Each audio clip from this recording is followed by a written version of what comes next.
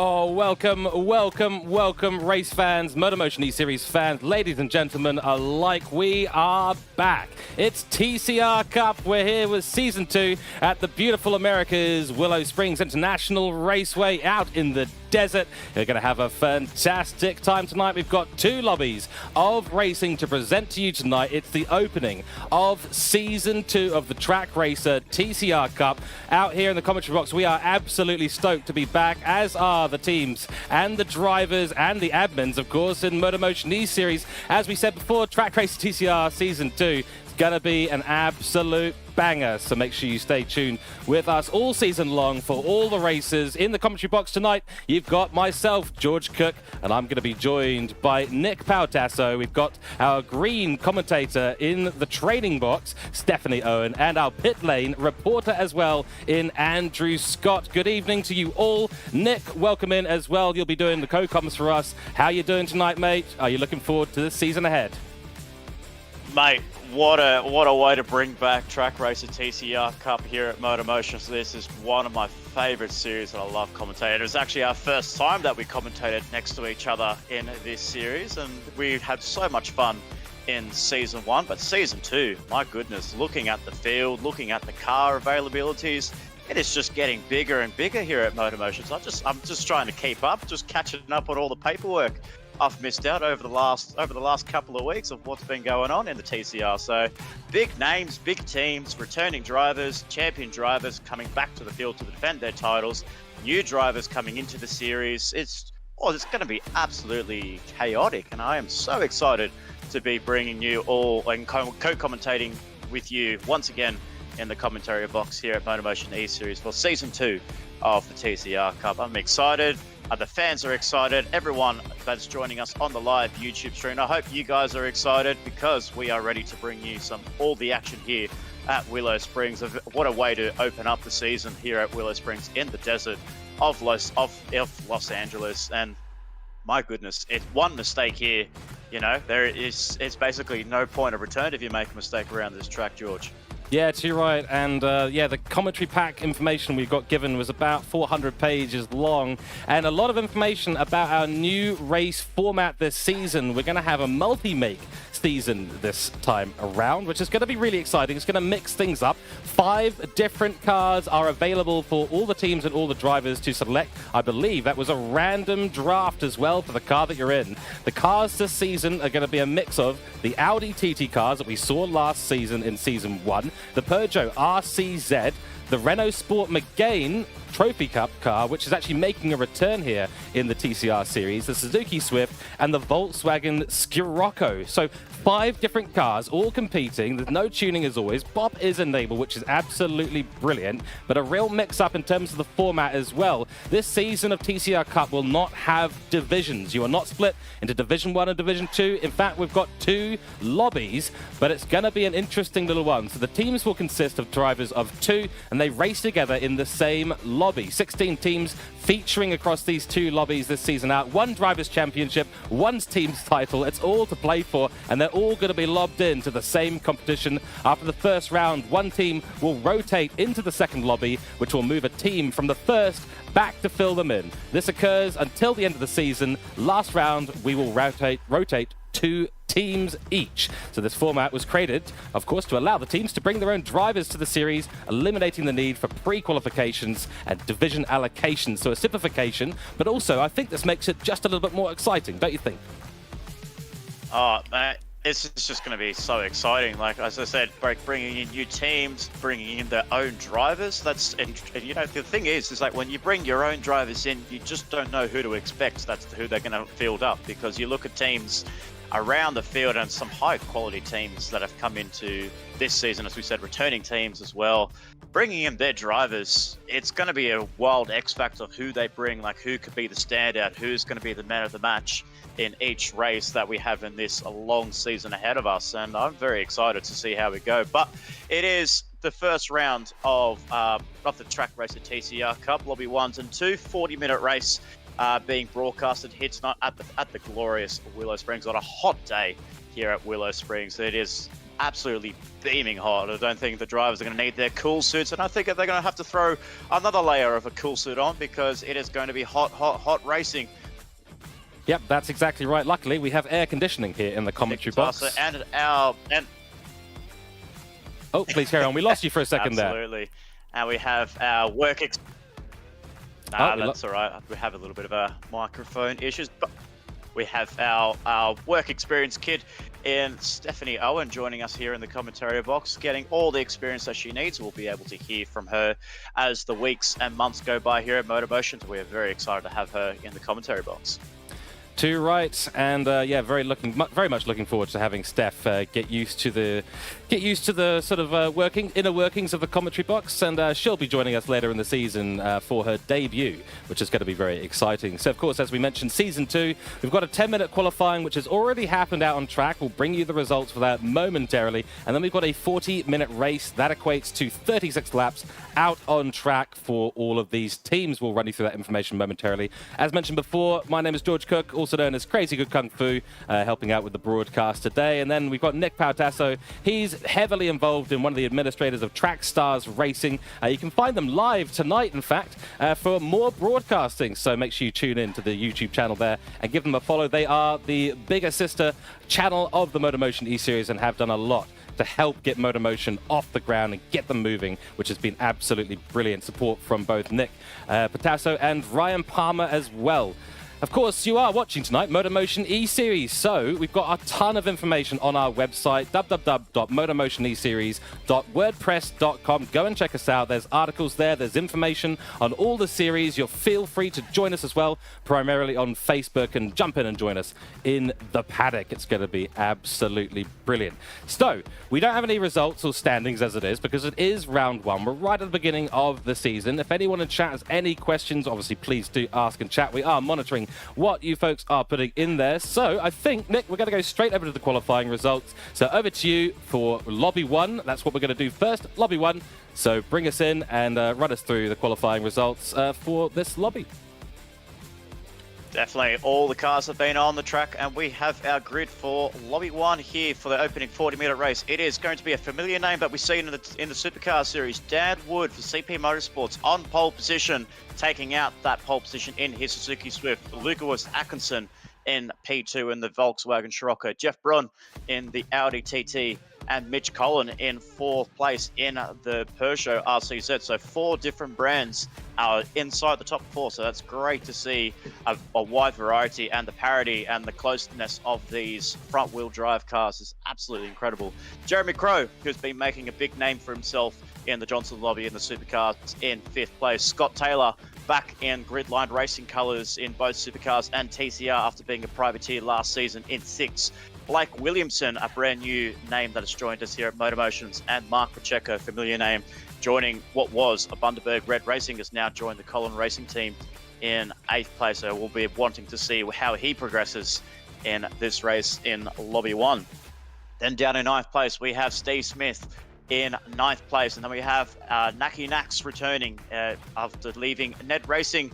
Joins, I believe, Colin Racing team in 10th place, doing a good job for himself. And then Ethan Simmons in 11th, and then Kevin Cooper for ISA Esports, rounding up your 11th and 12th place drivers on the grid tonight. So we've got ourselves a big field of drivers. Everyone's keen and committed to get their racing underway as we get ourselves looking back towards the further back in the field. We have Benjamin Blaker in 13th place, Mark Hasseldine in 14th, and Matt Hatton in 15th and last place. We're missing one driver tonight. I believe that was Shane Addard, and he is unavailable tonight because he's actually enjoying himself a holiday in Europe. So have fun over there, Shane, and we'll hope to see you back on the grid as soon as we can. So 15 drivers tonight. We are excited, George. I don't know about you, but I'm keen to get this race underway. And Away momentarily, just a little bit of a tech issue there, running a little bit longer on our championship standings, but nonetheless we are going to be getting started in just a second, so we're going to go on to track now. I can see the cars, they're all ready to go. Let's head out there now and get this race underway. We've got 1 light, we've got 2 lights, we've got 3 lights, 4 lights, 5 lights here for round 1 of TCR Season 2. We're going to go green, green, green, and a good start there. Dan Wood makes a great getaway at the beginning of the field. HT Lewis in train as well, Suzuki and a Peugeot in train there, and that's Jeff Bruin holding out the P3 slot. Through turn 1 they go for the first time in this season. A good start from everyone on the grid. That's Birdman, that's Crow under a bit of pressure from Colin and Scotty in the background. We'll keep an eye on those two as they go through Rabbit's Ear for the first time. But Dan Wood, what a start for the CP Motorsports driver. He's away smoothly in that Suzuki Swift, and looks like Birdman has held off the advances of Scotty. So has Jeff Bruin. Jeff Bruin actually looks to the outside there on HT Lewis. Doesn't get anything done through that first quarter. Jeff Bruin is there in the Audi TT Cup car, and a nice little split here between the top 3 so far, and that's a car gone. That is a car absolutely gone. I'm trying to find who that is on track. I think that was Mitch Collin. Mitch Collin has gone for a big trip out onto the desert. Across he comes back onto track. Super unfortunate for that driver. He's our first victim here at Big Willow. It's a tricky one, of course, but Dan Wood leads us away in the first lap. That is a brilliant start for this driver.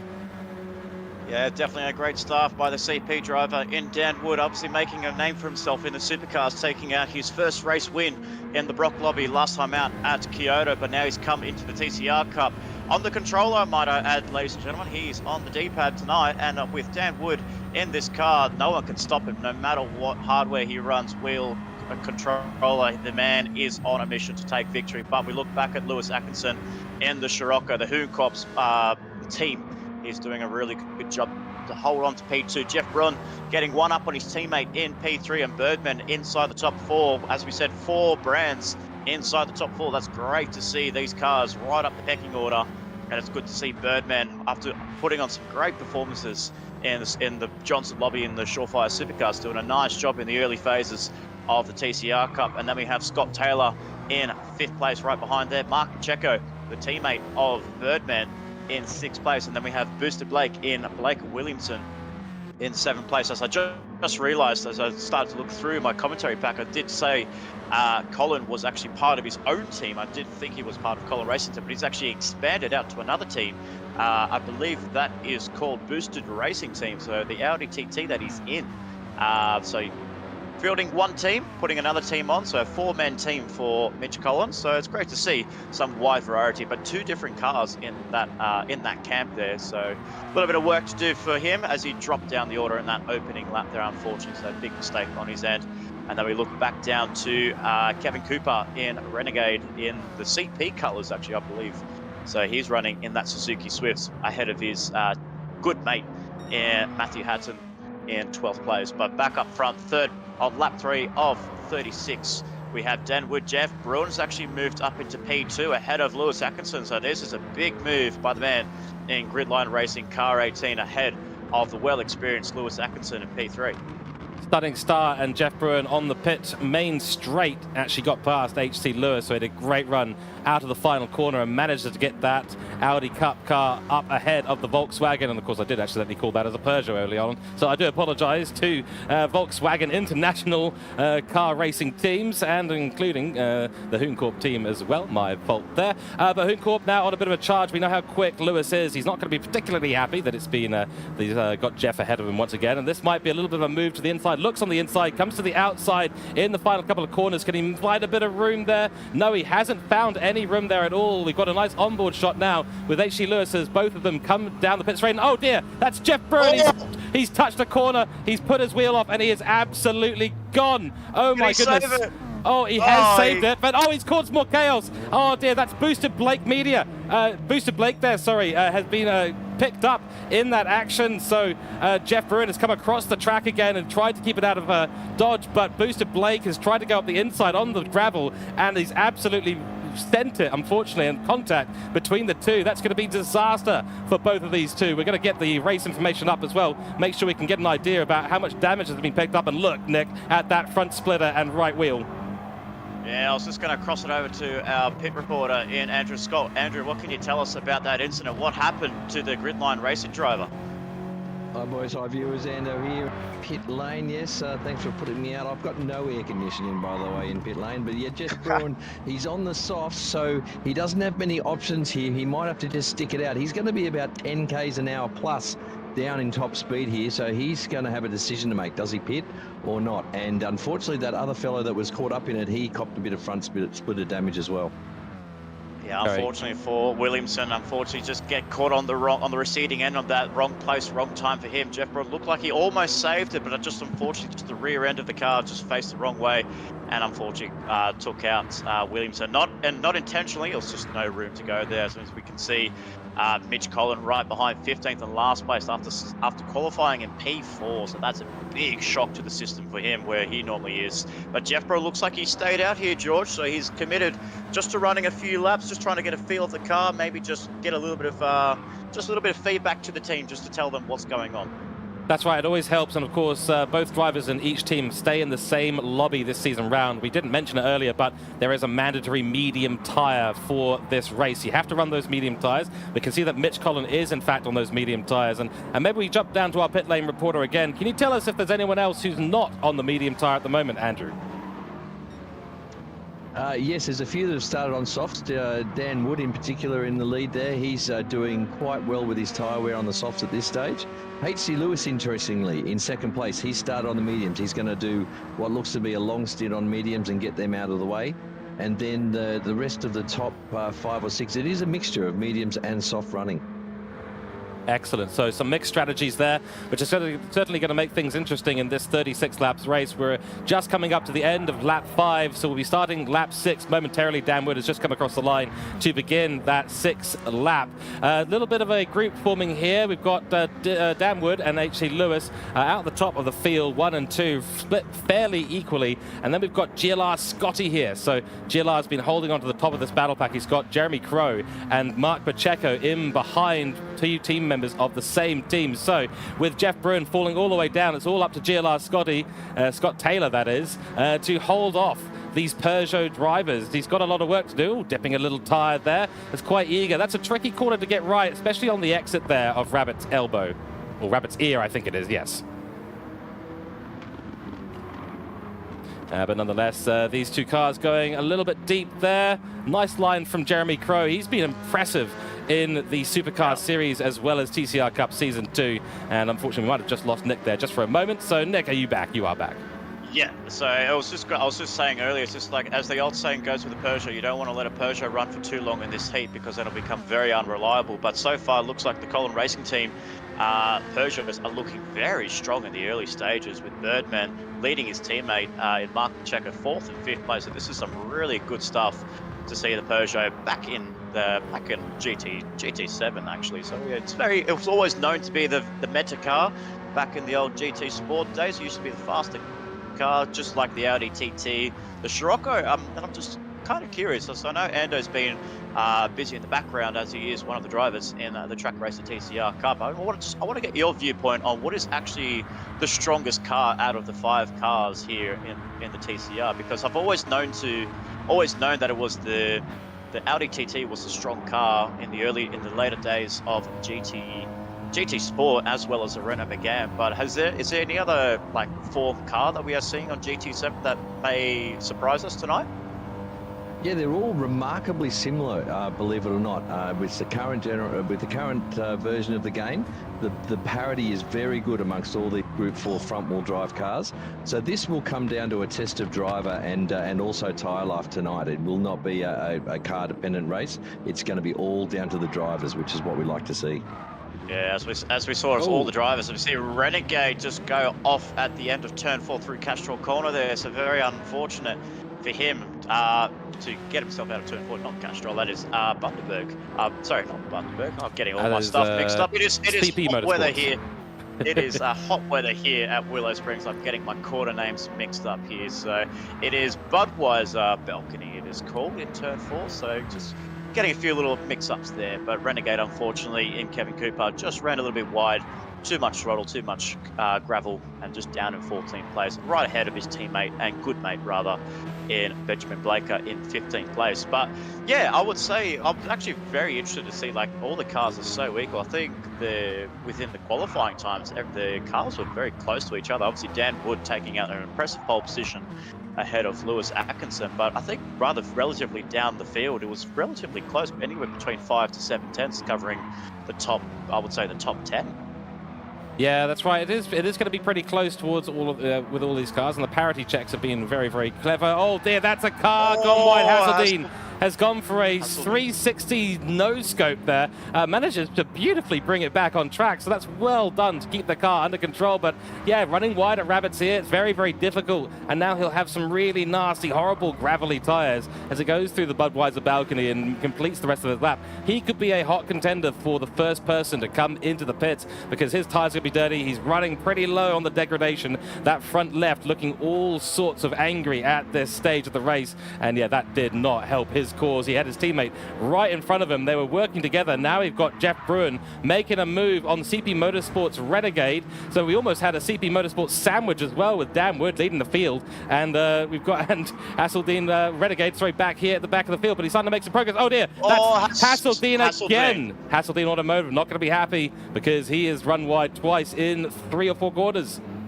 That has just gone from bad to worse for the Hazeldine Automotive driver in the Renault Megane. So he's definitely coming into the pit lane after the end of this lap. He's just taken the dirty route, I would say, just getting himself into the pit lane there. So he's done that. He's got into the pits, 50 litres of fuel, soft tyres. I'm assuming he's going to try and potentially put on some medium tyres, maybe go for a long haul here. At the start of this first stint, but back up the front, lap 9 of 36, about to start lap 10 as he rounds the sweeper. Very, very tricky corner there. You can see him, you can see that tyre wear is absolutely screaming on that Suzuki Swift, but he's staying out for another lap. Here is Dan Wood in first place, car 27, doing a very nice job there. Obviously being on the D-pad, you know, really will struggle to get that tyre wear, especially with this clockwise circuit that is Willow Springs, a 9-turn Willow Springs here as he comes through the exit of Castrol Club. Let's see if we can go on board with Mr. Dan Wood in car 27 for CP Motorsports in the Suzuki Swift through Rabbit's Ear, turns 2, and then coming up to the exit onto the corner, and then coming into this long, never-ending corner here as well. Turns 3, then coming into a switch of a change through turn 4 through Budweiser balcony. Sort of just got to wait patiently. You're just trying to think, where is the end of the corner? There it is. And then coming through Mooney Ridge, turns 5 through to turn 6. And it's all just basically, the track is very open. You can just see where the corners are, especially as you look through to the sweeper coming up into turn 8 and 9. You can just kind of see where the sweeper is. You know where to put the car. Take that narrow line on the right-hand side, and then you're just going to put the car on the middle. Most drivers will go for that wide approach, go for that, just hit the apex as late as they dare, just to clip the corner on the exit of the sweeper here onto the pit straight. Will Dan Wood come into the pit lane? He does, so that's very expected for him. But it's a good strategy because he's done 10 laps on the soft tyres, and that's good telemetry and good data for the team for the latter stages of the race. It sure is. And we've had a couple into the pits. We've just seen, I believe that was Ison Nephilim here for the Hooncorp Esports team. He's also come to the pits, as has GLR Scotty. That puts HC Lewis, Lewis Atkinson for Hooncorp Esports, now up into the provisional lead of this race. He's been running the medium tyres. Maybe we'll throw it down to our pit lane reporter in Andrew Scott to give us an idea of what these tyres are being changed onto. We see the rookie now also coming into the pits. So I suspect they're going to be onto the alternate tyres. If you're on the mediums, you'll probably switch to the softs. And if you're on the softs, you'll switch to the mediums. But maybe we can get a little bit of an update from you. And just before we do that, we've just seen another car run wide there. Not quite sure who that was. That is Ison Nephilim. Oh, that's... Yeah, there we go. So he's had a real issue there at Budweiser balcony. He's run wide, had to come off that little hill we've got there, and he's screwed up those tyres that he's just got onto. Very unfortunate. But over to our pit lane reporter. Give us an idea of what these pit stops are entailing. Who's going onto what tyre? Yeah, some of the pit bosses are getting a little bit concerned about tyre wear from their drivers. They're screaming at them to just back it off a bit and make those softs last a bit longer. that pit window for the softs is around 8 to 10 laps. The tyre shredders will only get 8, but the tyre whisperers will get 10, perhaps even 11 laps out of the softs if they can. The tyre delta is just about 1 second, so you don't want to spend longer on the mediums than you have to. Some of the teams are opting for a 2-stop strategy with a long stint on mediums, and some are going to go for that extra pit stop and spend the majority of the race on softs. So it's going to be really interesting to see different strategies come together at the end of the race.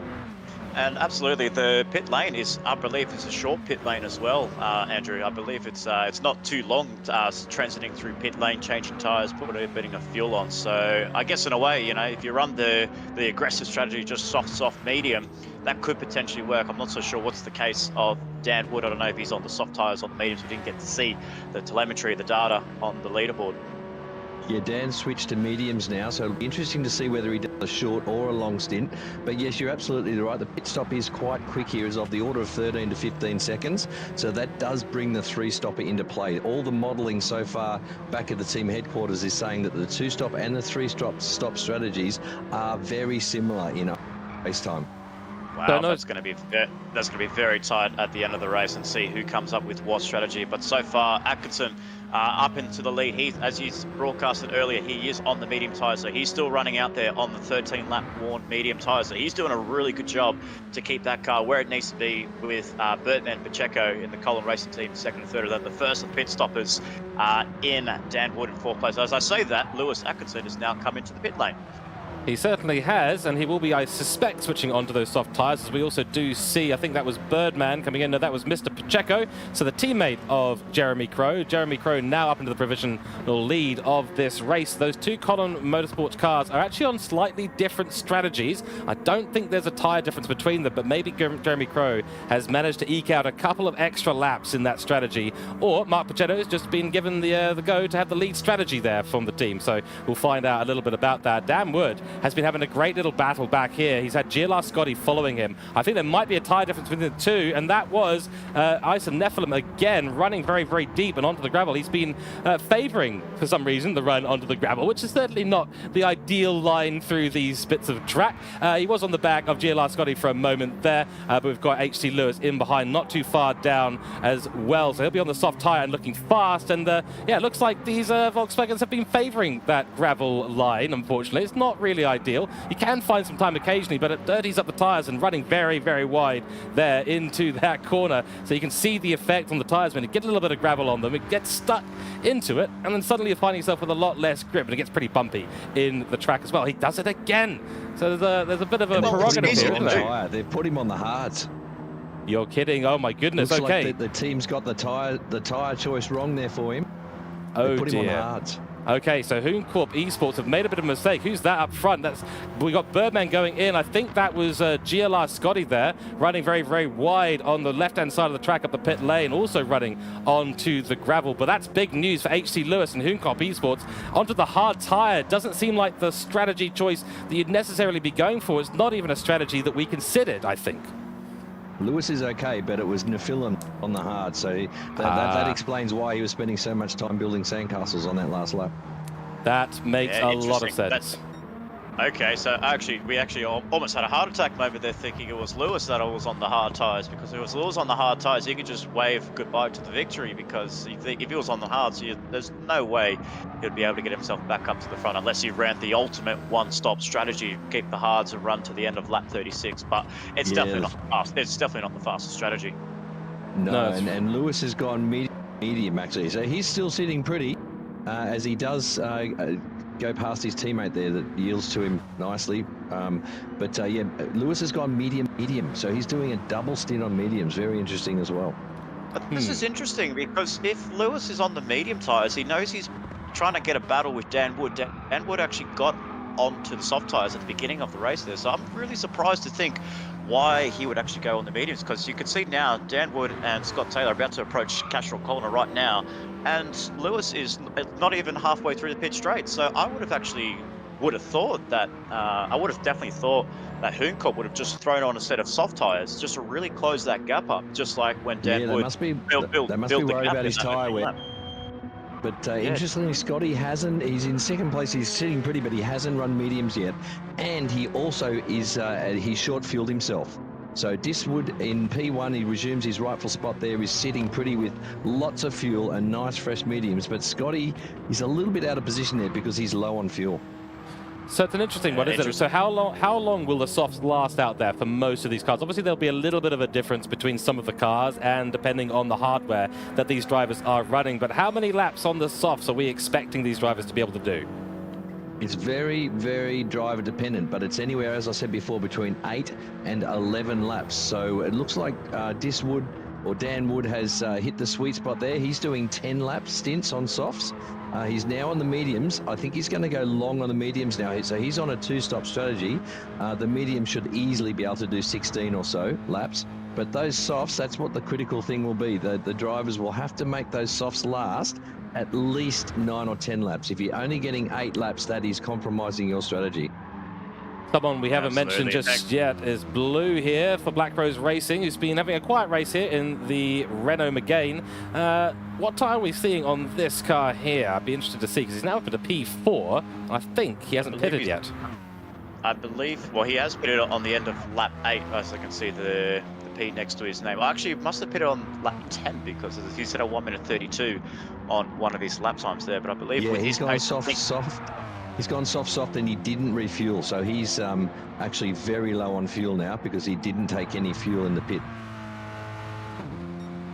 Yeah, definitely interesting, that one there. So good to know the strategy that Smith is going on. So thanks for the coverage there with Andrew Scott in our pit lane here tonight, and it's obviously, of course, George Cooke and myself in the commentary box. But we are on lap 16 of 32 here. We're almost about to cross the halfway mark here as we run through the grid. It is Dan Wood on the medium tyres, leading the way ahead of Scott Taylor in second place. Lewis in third. A little bit distant is Lewis Atkinson for Hooncorp Racing, and then Steve Smith fourth. Kevin Cooper in the other CP Motorsports entry in fifth place. He's yet to make a pit stop as he was just running a few mistakes on his stints. And then we have Birdman in Jeremy Crow in sixth place. Mark Pacheco, his teammate, right behind in seventh, and Jeff Brun inside the top 8 there. So I wonder if he managed to come in, fix that damage, and put himself on a fresh set of soft tyres. We'll come back to our broadcaster in the pit lane very soon. And then we have Ethan Simmons in ninth for ISA Esports in that Renault again. Very nice livery the ISA Esports have produced there. And with Mitch Cullen inside the top 10 for his boosted racing team sponsored by Jack Daniels and Singer. Man, that's making me hungry for KSC later on tonight. And then we have Matthew Hatton in 11th place, and then we have Naki Nax in 12th. Then we have Blake Williamson, who unfortunately got caught up in that incident with Jeff Brun in the early laps, in 12th place. And then Mark Hasseldine in 13th for his own Hasseldine Automotive. And then as we saw there, Kevin Cooper coming out of the pit lane in 14th, and then unfortunately the mistakes, the hard tyre running Benjamin Blaker in 15th and last place. So a bit of a different strategy that Hooncorp are doing there, maybe just trying to feed some data to the team engineer, maybe just saying, well, definitely the hard tyres are not to go because look at all of the mistakes he's going. I was about to mention earlier, George, that you noticed that Ben was making a lot of mistakes just going onto the gravel and just running a bit wide here because these cars are front-wheel drive cars, front-engine drive cars as well. It just really just has that natural understeer that these cars have. That you're just really just trying to tether the edge of, track limits and really just trying to push the car to where you want to push it. But, when you push it too much, especially when you come through turn 8, turn 9, you push it that too much load on the left-hand side of the car. There's just no point of return. And I don't know what, and these guys are really playing with fire when it comes to getting around this corner. So we can see there, Nax just really just running that car wide. Thankfully, it just cuts back into the corner at turn 9. But yeah, there's a lot of cars running wide and getting that natural understeer. That's right, and of course they have to look after their tyres as much as possible. Oh, that's something happening in the background there. Some big off there. I think that was Renegade. Yes, it was. So Kevin Cooper there. So CP Motorsports has had a major problem there and run very, very wide at the final corner. He's going to drop down to P13. But yeah, Nick, you make a very, very good point about the FR nature of the cars. We saw it last season with the Audi TT cars. As soon as that grip is gone, you are in real danger territory because the car just does not want to turn a corner. And as soon as you do that, you start to get this runaway effect. The tires get worse, you get less grip, you try and use the more mechanical grip, the tires get worse, and suddenly you find yourself with a dead tire, no ability to turn, and finding yourself being overtaken and losing position. So it is one of the big things that these drivers have to take into account, and it's a tricky one. You know, it's a good choice for the round one here to be at Big Willow. It's hot, it's a lot of corners that you have to be very careful of. The runoff is incredibly dangerous. We saw Jeff Bruin running afoul of that earlier on. One half of the tire off onto the gravel, and spinnaroos he goes. Although I have to say, Jeff Bruin has been on an absolute charge back up the field. He's now up into P6 after dropping all the way to the back. So he's had a great pit stop strategy and a bit of a recovery drive, which is going well so far for him.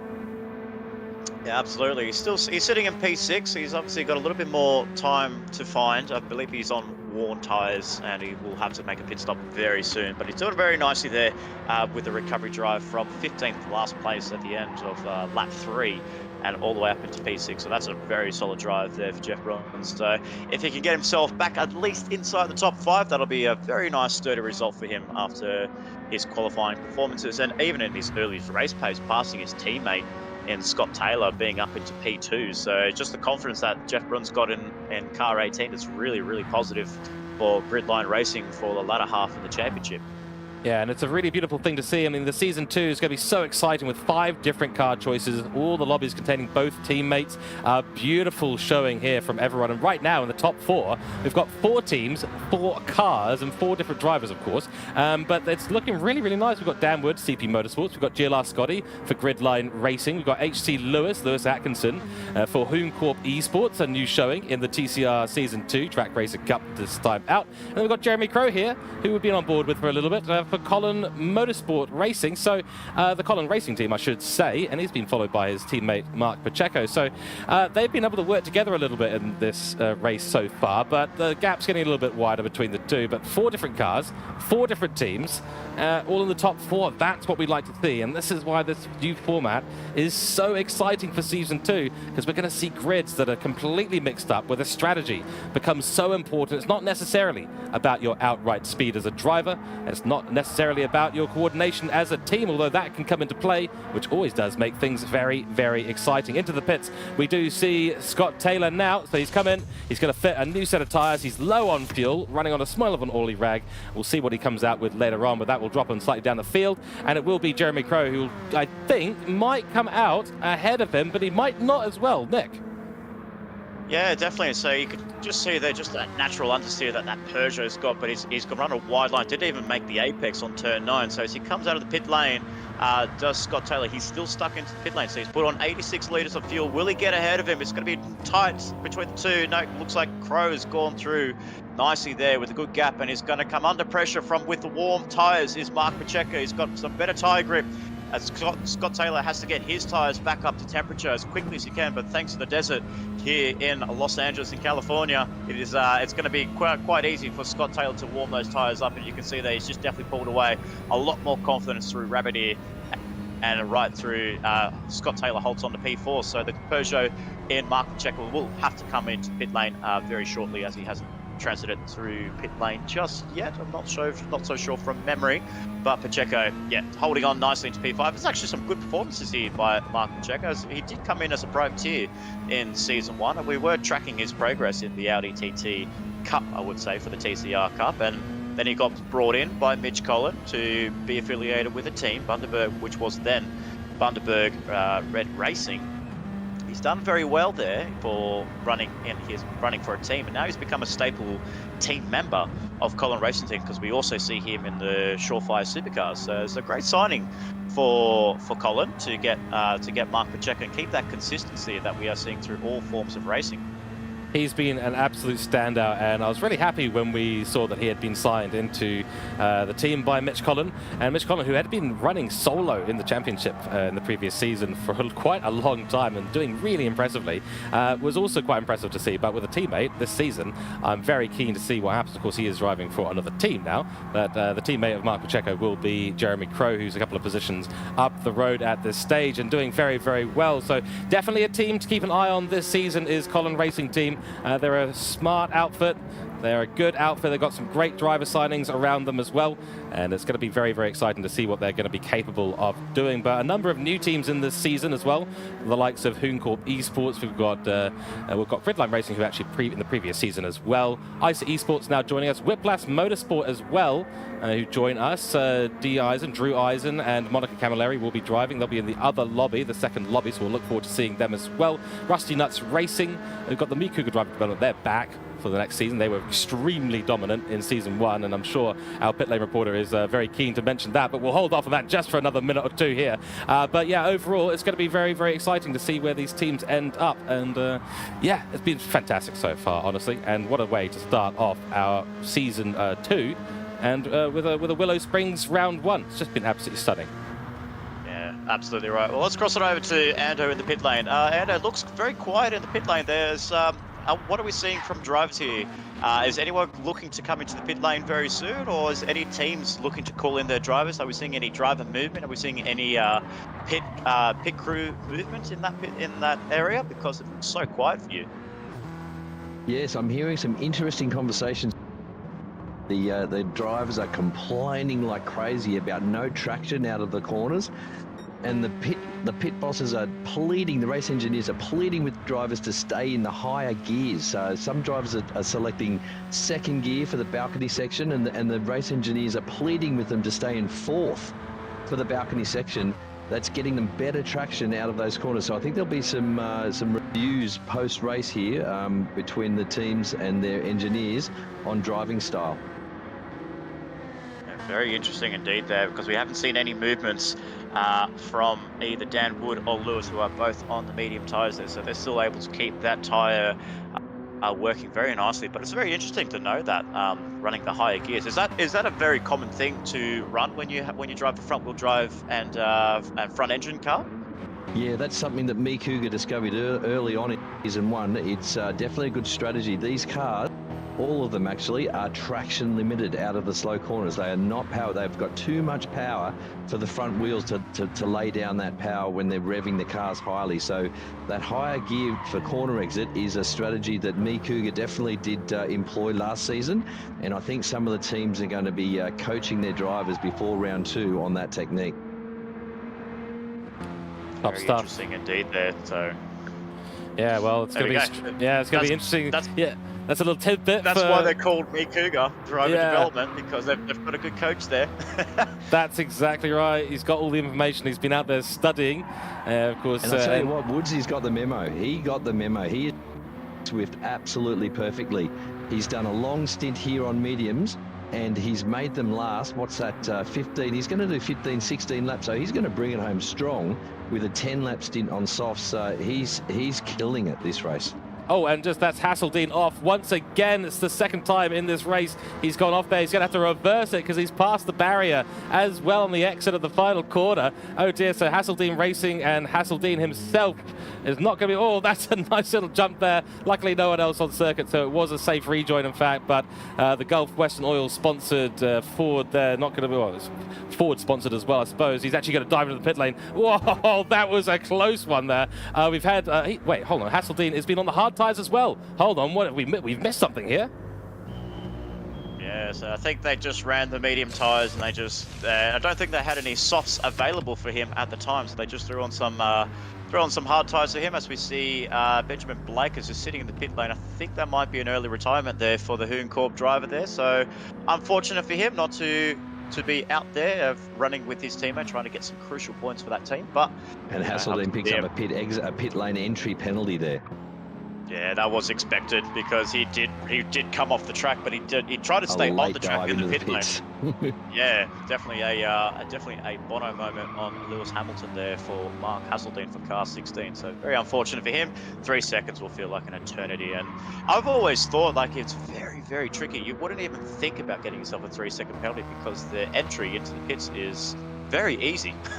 but I think unfortunately there for the Hasseldine Automotive team, they just came with a late call, and Mark just had no choice but just to come into the pit lane, and yeah, unfortunately for him, 3 seconds next to his name. Not what we want to see Mark next with having a penalty next to his name, but you know, in the nature of motorsport, if you cross the pit line, you do get a penalty. And looking on board now, we've got Jeff Bruin, who's back. He's done his pit stop for Gridline Racing, and they called him in. He's got a fresh set of tyres on now. He's up into P9, or he's actually dropped down because he was running in P6 earlier on. He's got Blake ahead of him for Boosted Blake Media there. They are running in P7 at the moment and having a little battle here, I believe, with that's Acer there for Acer Esports. I have to find the proper name for that. Someone can fill me in while we're going. But a nice little battle evolving between these two. And our leader in Dan Wood has now come into the pits. He's on 0% fuel. So he's run it right to the absolute limit on those medium tyres. We will keep an eye about where he comes out. We've had HC Lewis running on the medium tyres as well for a second time. So he'll come in at some point in the next 1 or 2 laps as well, I suspect. Switch onto those soft tyres and absolutely send it in an attempt to get up ahead of Dan Wood. But Dan Wood and CP Motorsports, he's looked pretty untouchable this race so far, I would have to say. A really solid drive in round 1. Absolutely, and he just came out of the pit lane right now, and he's still ahead of Lewis. That's the absolutely incredible thing. Jeff Braun looks like he's gone off at Budweiser balcony again. Bang! Straight into the gravel there. Hopefully he's got no front splitter damage there. That was a massive drop there for Jeff Bruin there. But yeah, going back to Dan Wood, he just came into the pit lane, put on some soft tyres, put it in about 65, 66 litres, I believe. No pun intended, that's one of his favourite race numbers there, 66. But he is running car 27 there in homage to Casey Stoner's MotoGP career, but he's still out in front of Lewis, and that's absolutely incredible there. So I don't know, I mean, maybe Ando might be able to let us know if Lewis came into the pit lane, but he's still ahead of him. It's incredible, the pace that he's got in that Suzuki. Lewis has gone back onto mediums, so he's elected to do a 2-stop strategy running medium whole race. So I think what we're seeing here is that was not an optimal strategy. Although he's done well, he's had a clean race, and he's in a comfortable second position, but he's just not able to challenge Woodsy with that soft strategy that he's got. Did they leave some soft tyres back in New Zealand? Were they not able to ship crate soft tyres for Hooncorp to America? Yeah, I'm hearing from the pit boss there for their team that they were worried about overheating the fronts on the soft tyres, so they've elected to do the entire race on mediums. Wow, big news for Hooncorp there, just running a very different strategy, and that's just given them essentially no hope to really catch up to Dan Wood unless Dan actually makes a mistake himself. It's all it's going to take is for Wood to make a mistake in this race there. But so far, every time I've seen him on track, that car is so planted. Obviously, with a no tuning aspect like we see in the Surefire supercars with BOP, with balance of performance, the car looks so stable in that Suzuki, and that Suzuki looks really nice on track. The CP livery designer in Chase Birch is doing a great job, and that car really shines out on the field with the blue and white. That's right. It's one of the shorter wheelbase cars is the Suzuki Swift. It's got certainly a lot shorter than the Audi TT car. Probably the only other close one might be the Renault Sport Megane and the Volkswagen Scirocco. But this is a very short wheelbase. It's very thin sort of car, very light on its wheels. But I think it's just been piloted absolutely brilliantly by Dan Wood, who's showing some real skill here in the TCR classification, and he's just been absolutely on it from the moment the lights went out all the way up. He's been completely on it. I think you're absolutely right. The 36 lap race here, and Willow Springs does sort of, with the tire degradation and everything like that, it does lure the teams into a false sense of security when it comes to choosing the right tire, and the soft tire often don't look like the right tire, but with the extra speed that you get throughout the first bits of the race and the ability to maintain position on track, it does actually turn out to be the optimum strategy here, even if you have to pit an extra time. Yeah, absolutely. So the pace is just incredible. Like that CP car, when we went on board earlier, even on the worn soft tyres when he came into the pit lane, it just still looked really solid. The car just looked really well planted, even on worn tyres. And he's coming up to a massive gaggle of cars of lap traffic here. This is not what Dan Wood wanted, even though he's got a big gap over Atkinson in second place. This is not where you want to be, as thankfully one of the Hasseldean Automotive gets out of his way, but then he's got another Hasseldean car. You can see they're really hampered there. I mean, he's just flashing his lights there. He just wants them to get out of the way. The IC Esports driver moves out of the way, albeit being on the gravel on the outside there.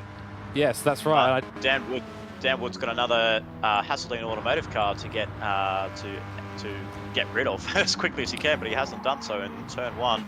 Looks like he ran wide the Hasseldine driver. Looks like he has. Yeah, you can see the markings of the gravel spray that you get on our camera footage here. So he's done that nicely. A little bit held up there, but still a fair way ahead of Atkinson and P2.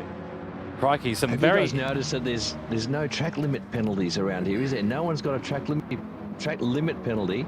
I wonder why that is. Yeah, that's an interesting one, actually. Something I had noticed as well, but I hadn't mentioned as well. But it's, I get the feeling it's either a lobby setting or it's not needed. That's my sort of feeling. Yeah, exactly, Andrew. This track is very penalising. If you have a look around the edges, the white lines there, there's no curbing whatsoever. There's no exit curbing. So if you dip one tyre off that gravel, you're going building sandcastles. So the track limit penalties are actually not needed around here because the penalty makes itself widely apparent the minute you touch that sand.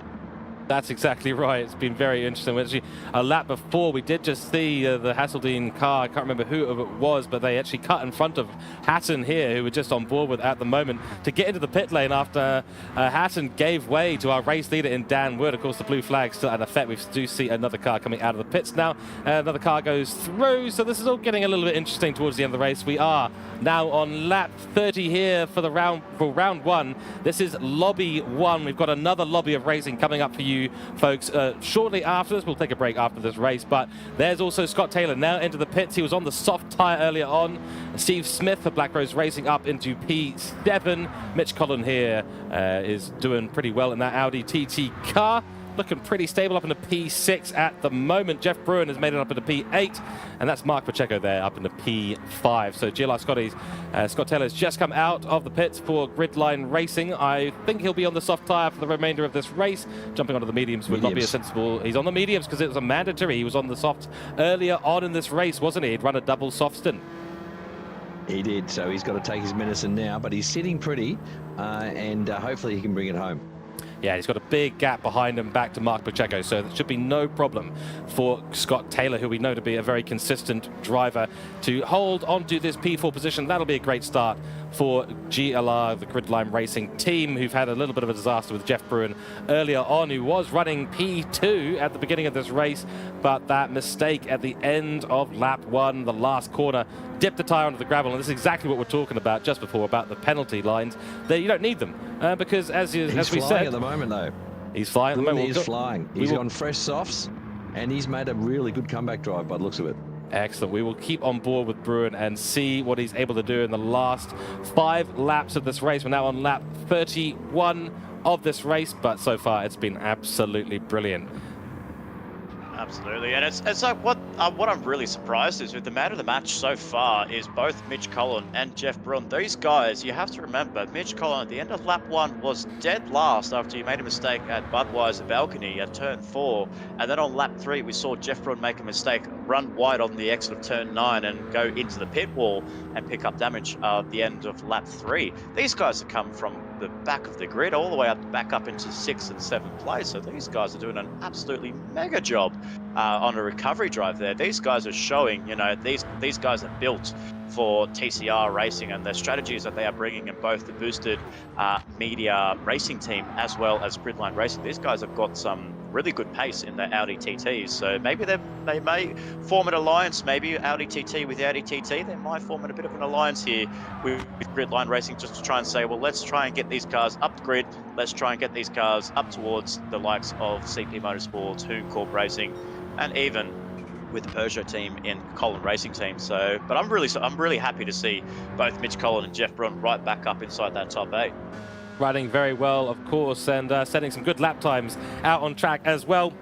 We've got Dan Wood, who set the fastest lap of this race, a 1:16.628, which is a very, very impressive time in race conditions. We've got a bit of a battle pack happening further down, but just to bring you your top 5 at the minute, we've got Dan Wood leading us away in this race. He's been super consistent all race, absolutely dominant in the Suzuki Swift. So CP Motorsports, they will be absolutely stoked with this sort of result in round 1. Hoon Corp Esports stoked as well, because Lewis Atkinson has been running a great race here in P2. Maybe a bit of an interesting strategy choice for the team in Hoon Corp Esports, Motorsports, but they'll take all of those learnings, all the data they've gathered at this race, and they'll take them quite happily into round 2.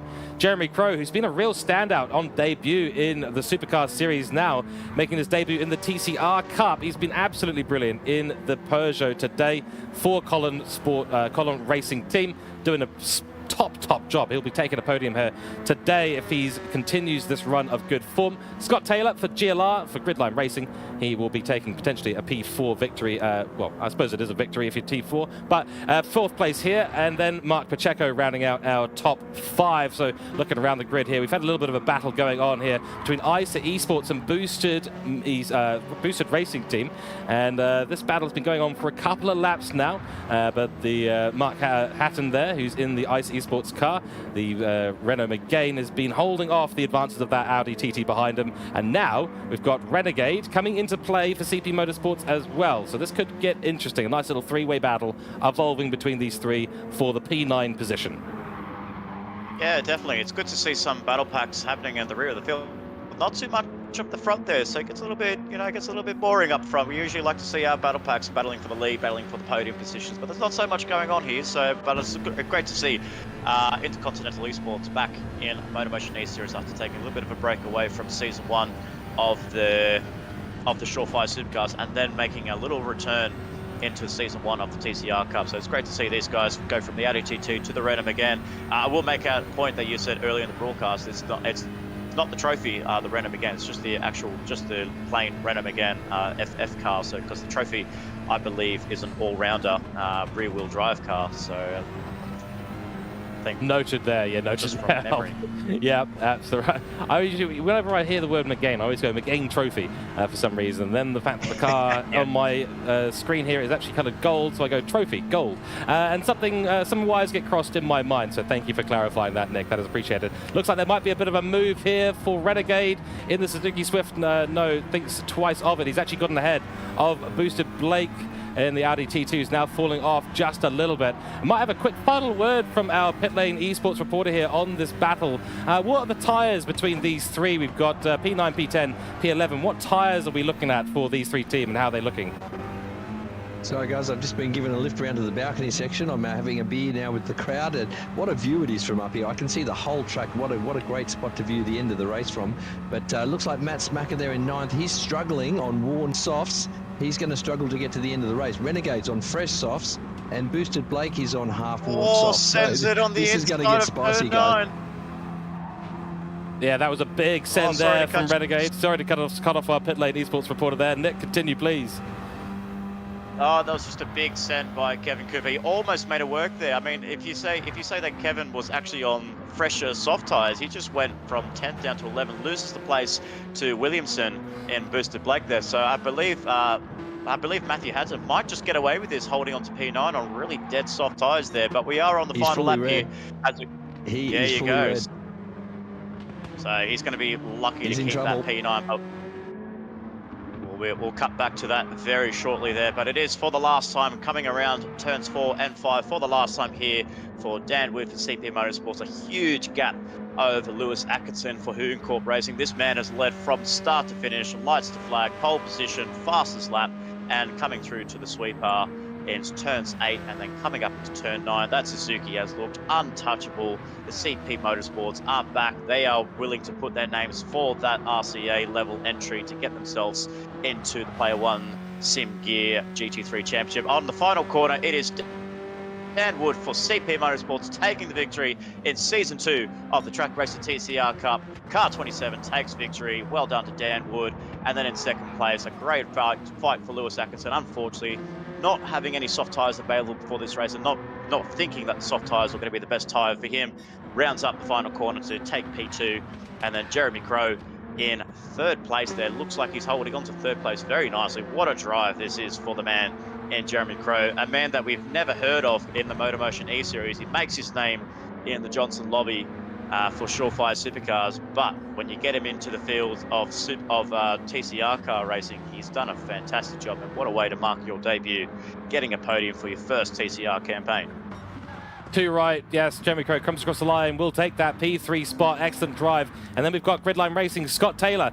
What a drive from him today as well, 4th position. He will take in Lobby 1 for round 1. And across the line, there comes Mitch Collin for Boosted Racing Mitch Team. Collin did take it. He did. He did take it. I think Pacheco made a mistake on those last couple of corners there. I might get some clarification from our pit lane reporter to see what happened there. But Collin was, I believe, was 6th, and Pacheco was 5th. So something may have happened on that last lap there. We just missed it there. But Mitch Collin 5th, Mark Pacheco 6th, and then a great recovery drive there for Jeff Brun to be in 7th place, while Steve Smith rounds up the top 8 after a 15-man grid, finishing off the race. What a way to start off this TCR campaign here, George. That's absolutely right. What an absolute banger of a race. It was absolutely brilliant. From the moment we got going, there was action all the way through the track. Some great mix-ups in strategy. The teams using their cars to maximum effect. The strategies were certainly very, very interesting, and it was a brilliant time having our pit lane reporter as well, giving us that extra information from on the grid. Just looking quickly now to our round 1 results here after 36 laps and the mandatory medium tyre. We've got a bunch of different strategies that we need to keep in mind and talk about a little bit later on. But it is Dan Wood for CP Motorsports taking 48 points home today and a fastest lap. That is the perfect round 1 for the CP Motorsports team and Dan Wood. Lewis Atkinson will follow him up in P2, of course, for Hooncorp Esports, taking home 40 points. Jeremy Crow in 3rd place will take 35 points home for Collin Racing Team.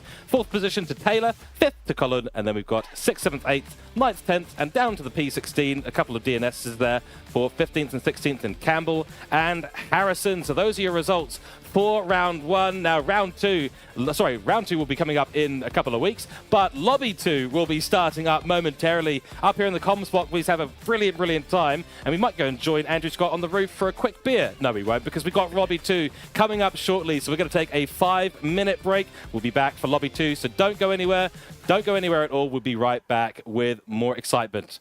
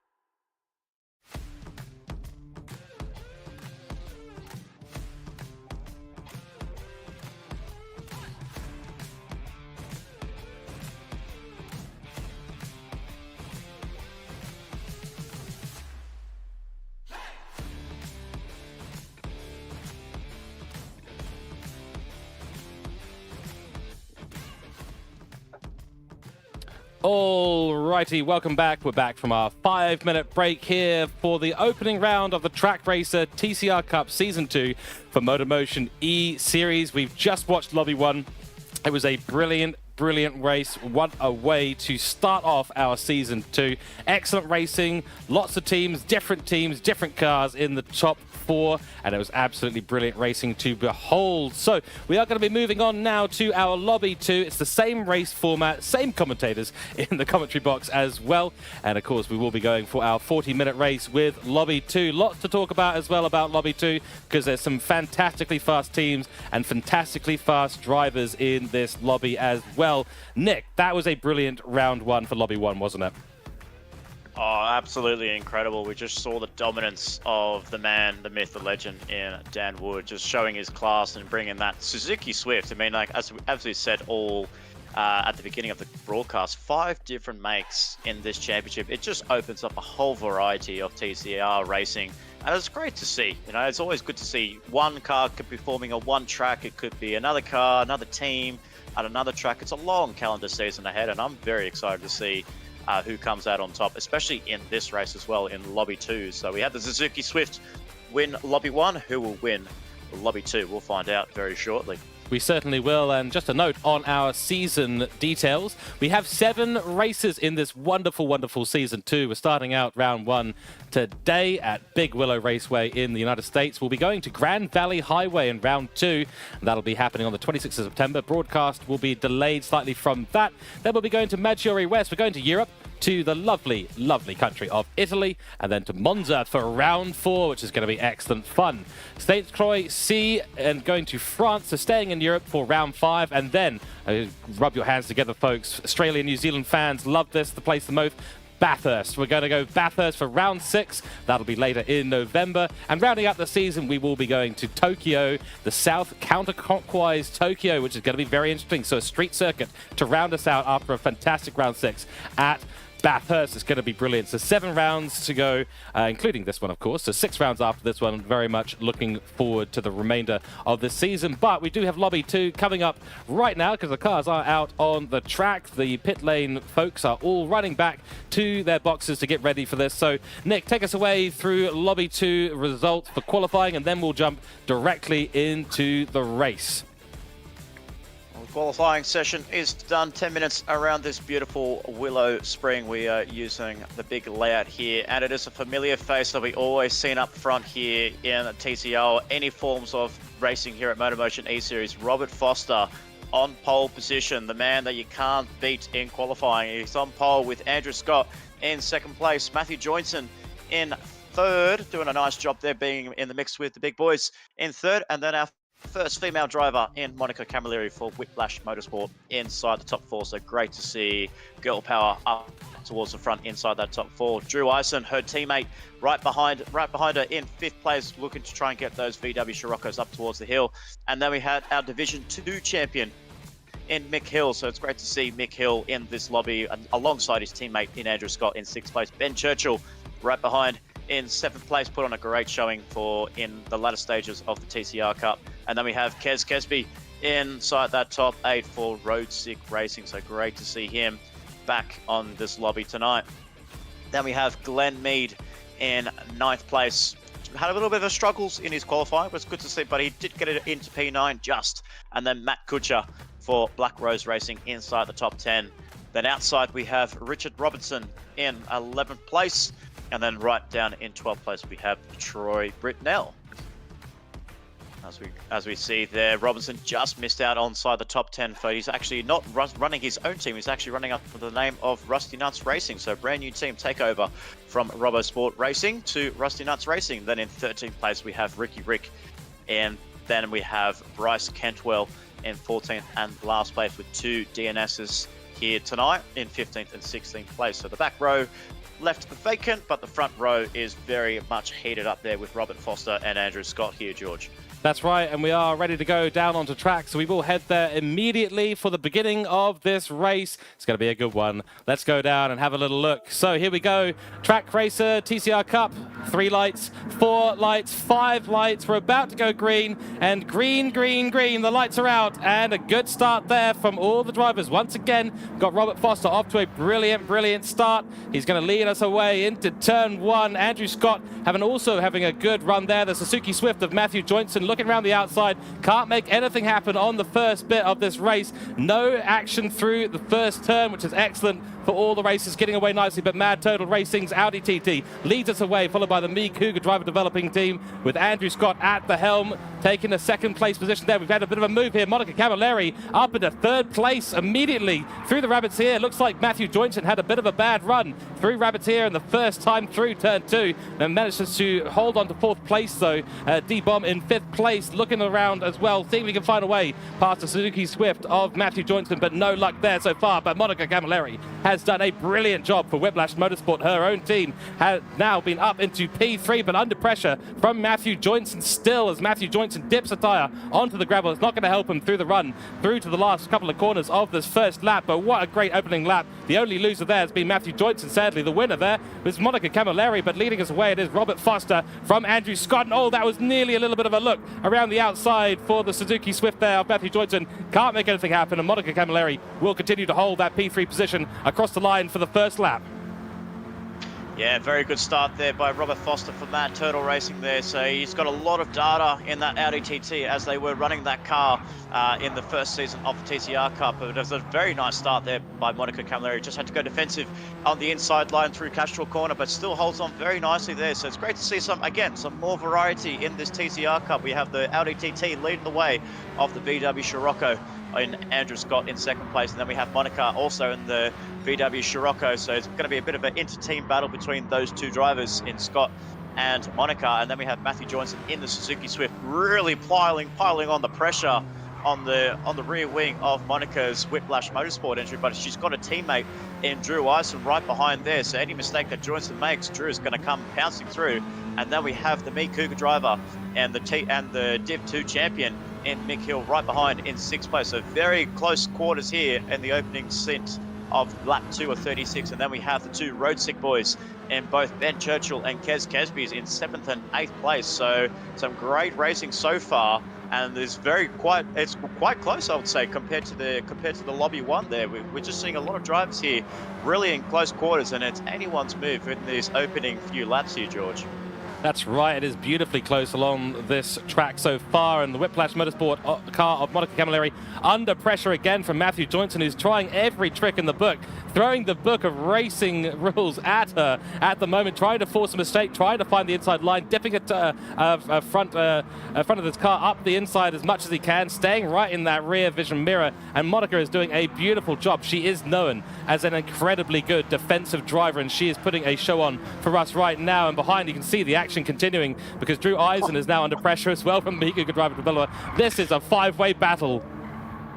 Wow, just the driving that Monica's doing. She's doing nothing wrong, ladies and gentlemen. This is just the class of how you drive defensively and just how you hold your position. You can just see she's not really able to catch up to the front 2 in both Foster and Scott, but you can just see there she's putting the car in the right place. Joinson has nowhere to go.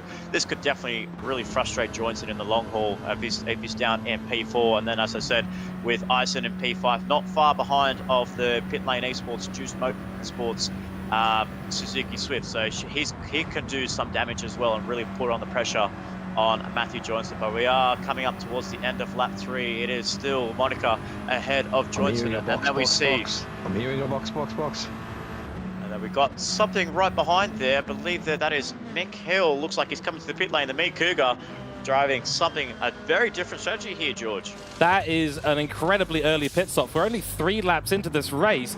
From all intents and purposes, that would look like a mistake. We're going to have to keep an eye on this driver all the way to the end, because that is a very alternative strategy for the Volkswagen. We'll keep an eye, because me, Cooke Driver Development, we know that they have some tricky little strategies up their sleeves quite often. So this is either some sort of damage repair, which we don't think it is, or this is an alternative strategy, the likes we have never seen before, because lap 4 going into the pits, that is very alternative. We'll keep an eye on Disposable Hero in Mick Hill all the way through this race, and keep an eye on what he's able to do. Rolls hard candy, that is Robert Foster for Mad Turtle Racing, though, leads us away, and the gap is starting to open up. He has pulled a couple of seconds at least over Andrew Scott, who is the teammate of Mick Hill, also not coming in. So not a shared strategy, it seems, between these two at this stage. Not a surprise, we've got one that was starting further up the grid than the other, and that is Andrew Scott, but we'll keep an eye on what Andrew Scott is able to do, because Andrew Scott is being hanging out on the top of the roof at the moment. We'll go down to him at some point later in this race once things start to cool down, but the battle continues between Monica Camilleri and Matthew Joynson, inseparable at this stage. And as far as I can tell, we actually do have 3 different cars from 4 different drivers in 4 different teams in the top 4 once again, Nick. Yeah, absolutely. It's great to see some variety here. But like going back to what we saw with Mick Hill, like obviously, as we saw in Season 1, we had the 2 divisions that we saw Andrew Scott take out the Division 1 title, and then we saw Mick Hill take out the Division 2 title with some very completely different strategies that everyone else was running. So definitely could be a winning strategy. It could be potentially putting him on the podium at the end of it. We'll find out very soon. But a very interesting call there for Mick Hill, and yeah, like you said, nothing coming from Andrew Scott. And that's an actually interesting thing here as well. We have to remind our viewers that because we had our Division 1 and 2, we had Andrew Scott running first in that Division 1 lobby, and then as soon as it got to Division 2, it was like basically a Control-C, Control-V between those 2 drivers running the same strategy in 2 different lobbies, and you know, both getting some great results in their races. So we'll find out very soon at the end of lap 36 where this puts Mick Hill. But some awesome driving that I'm seeing here for the battle for P3 is absolutely incredible, with Monica putting on an absolute class here, and she's gone defensive again. This is like, what are we on? 5 laps completed. We're on to the start of lap 6.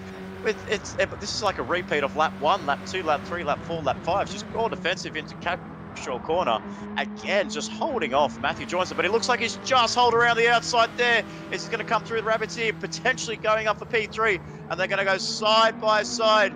No, he actually pulls back, so he's not able to pull. He's not really be able to commit through, but Monica just runs a little bit wide in that whiplash entry. This is going to open up Matthew Joynson to take P3 and potentially go around the outside of turn 3, going into turn 4. Wow, some great driving there by Monica to keep that P3. This is some fantastic racing here. You can see there, 1, 2, 3, 4 cars battling for P3, but Monica is saying, you ain't getting through me, boyfriend.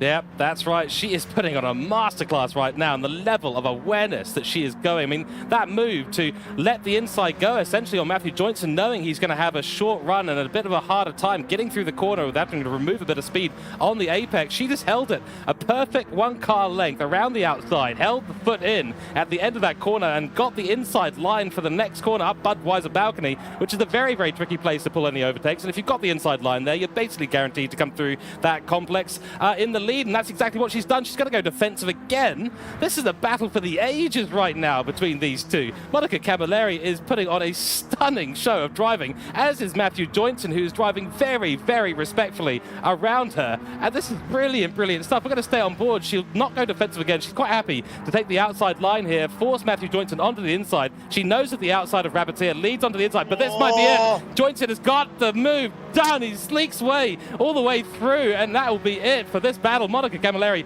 for 7 laps held off the Suzuki Swift, but no more into Budweiser balcony, and the Juice Motorsport entry will go in. That's a bit of a moment. You're absolutely right, Nick. Wow, what a stunning battle.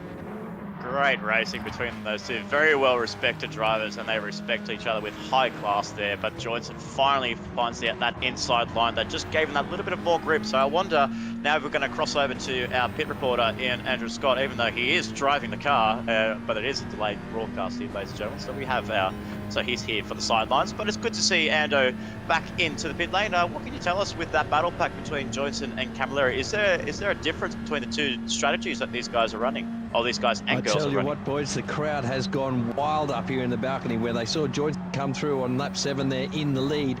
They were cheering like crazy every lap around there. That was a spectacle to behold. But I'll tell you something here, Monica, who's a bit of a tyre whisperer. She has chewed through a bit of her medium tyre there. Black Friday in Johnson, he's looking much better in tyre wear. So I expect him to drive away from her off into the distance now. Is Johnson running soft tyres or mediums? No, they're both on mediums. Oh, wow. So very interesting there. So obviously the disparity in the tyre wear between the two manufacturers might be a little bit different. But again, you have to think about it. Johnson was sitting right behind Camilleri, so maybe he must have been saving a little bit of tyres compared to Monaco, or maybe it could be just a Volkswagen, maybe downfall. I think we saw that in Lobby 1 where a couple of the Scirocco, as we saw with Lewis Atkinson, really just they didn't have soft tyres on that car at all because they were very worried with the degrading of the tyres. So potentially it could be the package that the Scirocco's might not be able to hold on to, that they might not be able to use those soft tyres. But Johnson on the same tyres as Monaco, I was very surprised there because I thought he was on the softs with all those close quarters that he had with Monaco.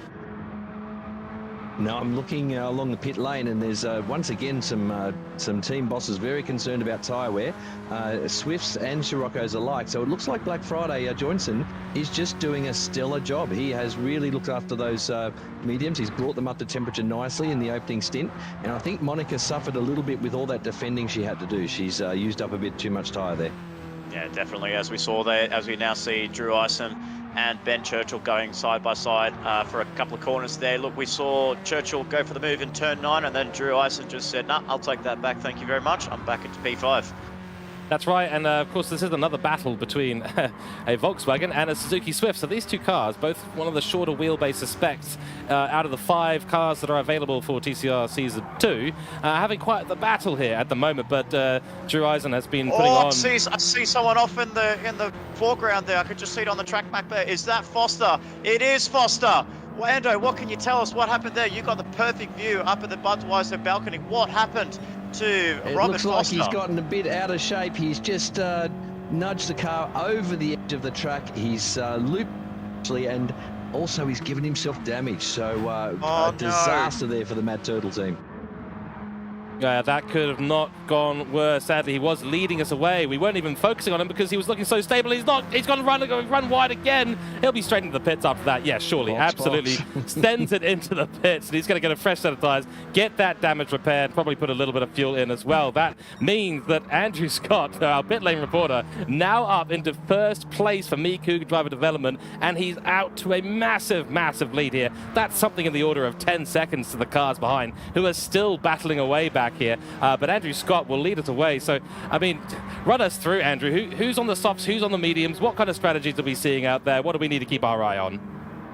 Yeah, well, I'm on the soft, so I'll be pitting shortly. But Black Friday looking tremendous on the mediums. He's not even 1/3 worn, so he's getting the driving technique and style absolutely spot on here. He'll do a long stint on mediums.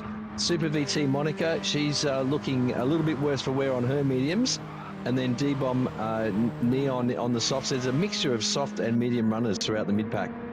Copy that. And of course, just to let everyone know, yes, we have a delay broadcast here. So Andrew Scott is not currently driving the car, especially after he said on stream that he's having a drink up on the roof. So just FYI. I'm just having a laugh at that. That's just great. You know, he's just like saying, I'm on the medium tyres, and we can just see there. He's our pit reporter tonight, and he's just like saying, nah, I'm on the medium tyres. I might be on the medium tyres, but I'm on the full straight gears, boys.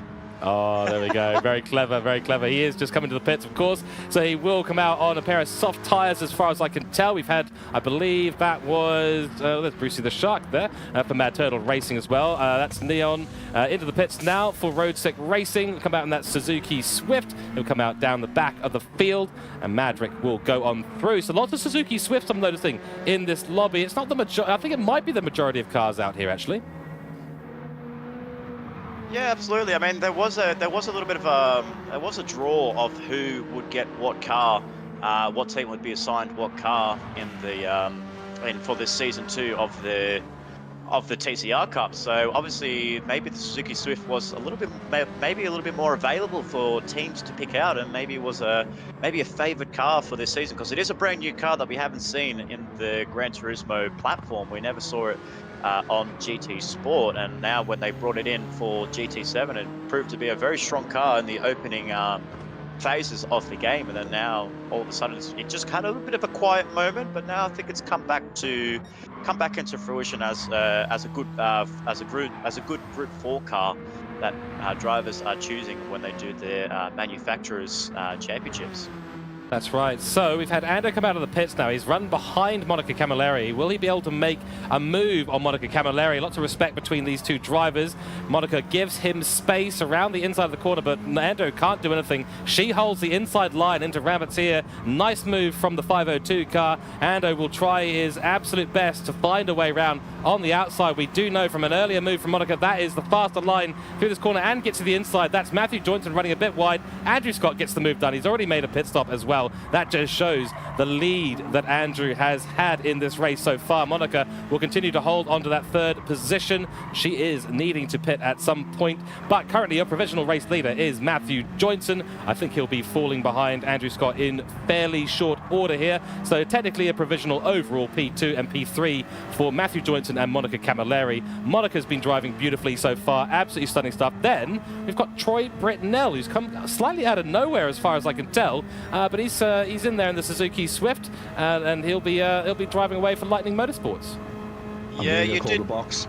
You did hear. We did see Troy actually go a little bit wide on turn 9, and when we were coming the broadcast over to Andrew Scott, but we are seeing a couple of cars now thinking about coming into the pit lane on lap 12 of 36. Who's the first one? It's going to be Monica Camilleri coming into the pit lane for Whiplash Motorsport. Then now we talk about Troy Britnell coming into the pit lane. Glenn Mead for Mad Turtle Racing is into the pit lane as well there. So as you said, Andrew Scott is holding on to P2 for now, will be P1 there, but you have to give it to, unfortunately, for Robert Foster there, down outside the top 10. Just really hard luck for the man. He shown to be a very strong driver in the TCR Cup last season. Just unfortunately, just a few mistakes plagued his championship hopes.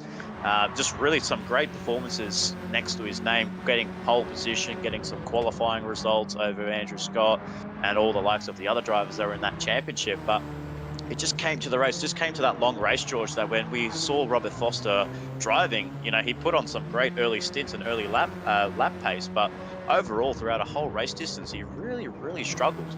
That's right. We have seen that a number of times, unfortunately, from Robert Foster. As you can see, he is holding fastest lap at the moment. So hopefully he can find that consistency that he's just been missing throughout the longer sessions and the longer races. By the way, we're just keeping an eye now on Disposable Hero in Mick Hill. He's just finding his way past Kez Audio. So Keza there, who's racing for Road Trak Racing, goes on through in the Volkswagen on the Suzuki Swift there. And I do want to talk about Disposable Hero for just a second. He's driving for Cooke Driver Development. We see some great performances. As he said, a copy and paste, but usually between the strategies of Andrew Scott, the team leader for Cooke, and the second driver here in Mick Hill. But I think it might be time to go and talk to our pit lane reporter about Disposable Hero, because he's made his way up quite significantly. Remember, folks, he pitted on lap 3, at the end of lap 3, he came into the pit lane. He's now up into provisional P4. Matt Kuchar ahead, I believe, still needs to pit. We're on lap 14 now. What can you tell us, Andrew, from the pit lane about your secondary driver, the number 3 car's performance so far?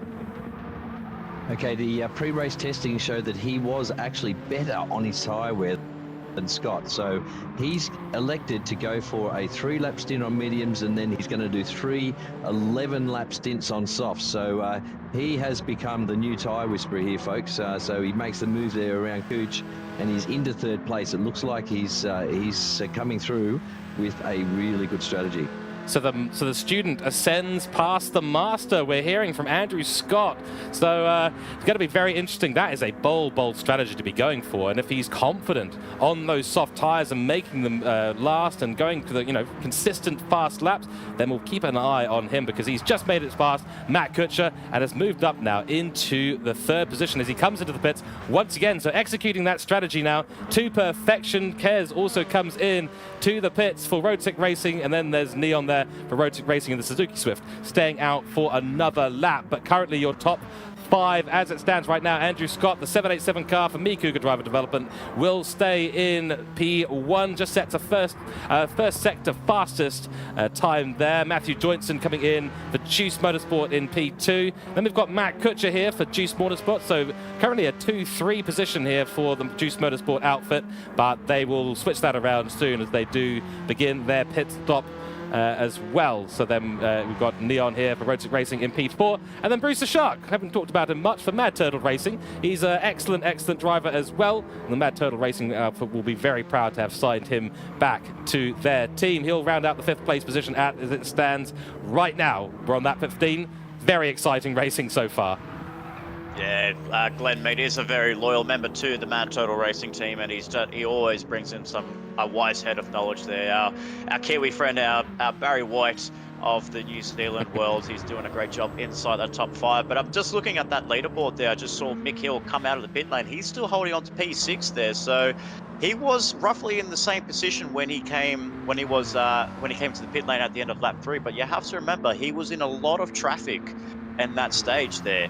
Because he was in a lot of traffic, he got into the pit lane, changed the tyres because he was on the mediums. We have to remind our viewers, he did start on the medium tyres, came out of the pit lane, put on some softs, put on some really good consistency laps there, and you can see through his lap times 1:17s all the way from lap 6 to all the way up to lap 10, and then dipping into the 1:18s. But that consistency has now got him some clear air. He's up into P5. And ahead of the likes of Monica, and potentially could be ahead of Matthew Johnson, who's still sitting in P2. Yeah, and that's a big point to make there, because Monica Camilleri was running in 3rd place before her pit stop, and that is going to be huge, because if he's up ahead of her, that means he's technically taken that P3 spot overall in the race. We will have a few who still need to pit out and about, so the drivers will still be slightly mixed up in their order as it stands right now. We'll see that order start to unravel back to where it should be in short form, but currently as it stands, I believe both the P3 and P4 currently being in Neon and Bruce the Shark, Glenn Mead, will still need to pit. So right now, Mick Hill is currently up into P3 provisionally in this race, with Matthew Johnson still holding on to that P2 spot, although we'll see for how long in this race. But Monica Camilleri back here has been essentially dropped down to P6 as it is. Got Robert Foster in train, so there'll be a little bit of a battle between these two. We know how fast Robert Foster is, and Monica Camilleri will have to put on another defensive masterclass for us as we do round the corner, the last corner, going into lap 17 of this race. We're nearly coming up to halfway through this race. Doesn't feel like that. Feels like we've been on track for absolutely ages, because there's been so much action going on in Lobby 2. Absolutely brilliant stuff. I don't want to start comparing lobbies, but Lobby 2 is putting on an absolute show for us right now. Oh, we always say, don't we, George, with that second lobby in whatever form of racing always turns out to be some great racing. But yeah, as you said, this series in the TCR Cup is very different to what we normally see in our Surefire Supercars, our Player 1 GT3 Championship, even the first season of the TCR Cup, as we see there. Foster now ahead of Monica Camilleri. She didn't put any fight into that, so that's good. Good awareness there, good driving by both drivers, and Foster back up into P6. But it just shows some different variety. We get to see drivers racing each other that never raced each other before. Maybe we saw some Div 2 drivers in Season 1 now racing with the likes of Andrew Scott, Robert Foster, Monica. It's just great to see. It's a great variety here, and it's really nice to just show a little bit of, just everyone just show what they're capable of and where they stack themselves up against the best there. But I'm having a look into P2 with Matthew Johnson. I know Andrew Scott bragged about Mick Hill being the tyre whisperer, but with Matthew Johnson sitting in P2, I want to come back to our pit reporter in Andrew Scott, who's enjoying himself a few tinnies up at Budweiser balcony. Has Matthew Johnson actually pitted? I'm not sure, guys. I'm just in the queue for the beers at the moment, so could you just bear with me? I'm not looking at the screens at the moment. Give me 1 sec. I think we're going to... Yeah, we'll have to come back to him, because that's very unfortunate, being stuck in the beer line, right? So our pit lane reporter not technically doing his job right now, but that's okay. We'll let him go and get a few cans of beer and get back onto the roof to continue monitoring this race from an analytics point of view. But yeah, I'm absolutely fascinated as well, Nick. It's a good point, because Black Friday here in Matthew Johnson, the 777 car for Juice Motorsport, he has been running consistently up here. He's got a big gap behind him, a big gap in front of him. Yeah. I really can't tell just from looking if he's pitted or not. Oh, well, hold on. Now there's our answer. There we go. So we don't have to worry about Andrew Scott. He can stay in the beer line right now. We can answer that question ourselves. Definitely. So we can now see, yeah, so definitely he came into that run. He was running that long straight, just wanted to drain the fuel tank out. So obviously we are about half race distance. So this is going to be interesting. will he actually run the medium tyres and go for a full tank of fuel? Because we have crossed half race distance now. He's got some good data for himself and for the team there. And as I did say earlier, I thought Matt Kuchar was part of Black Rose Racing. He's actually part of the Juiced Motorsport team, so maybe passing on some data to his teammate and Matt Kuchar as we see that fuel number counting up, 93 all the way up to 100. There you go. So full tank of fuel there. What tyres does he come out on? Does he come out on mediums? Does he come out on softs? I believe from what I saw there, it is another set of medium tyres for Matthew Johnson. So a one-stop strategy here, George. Something different that we haven't seen.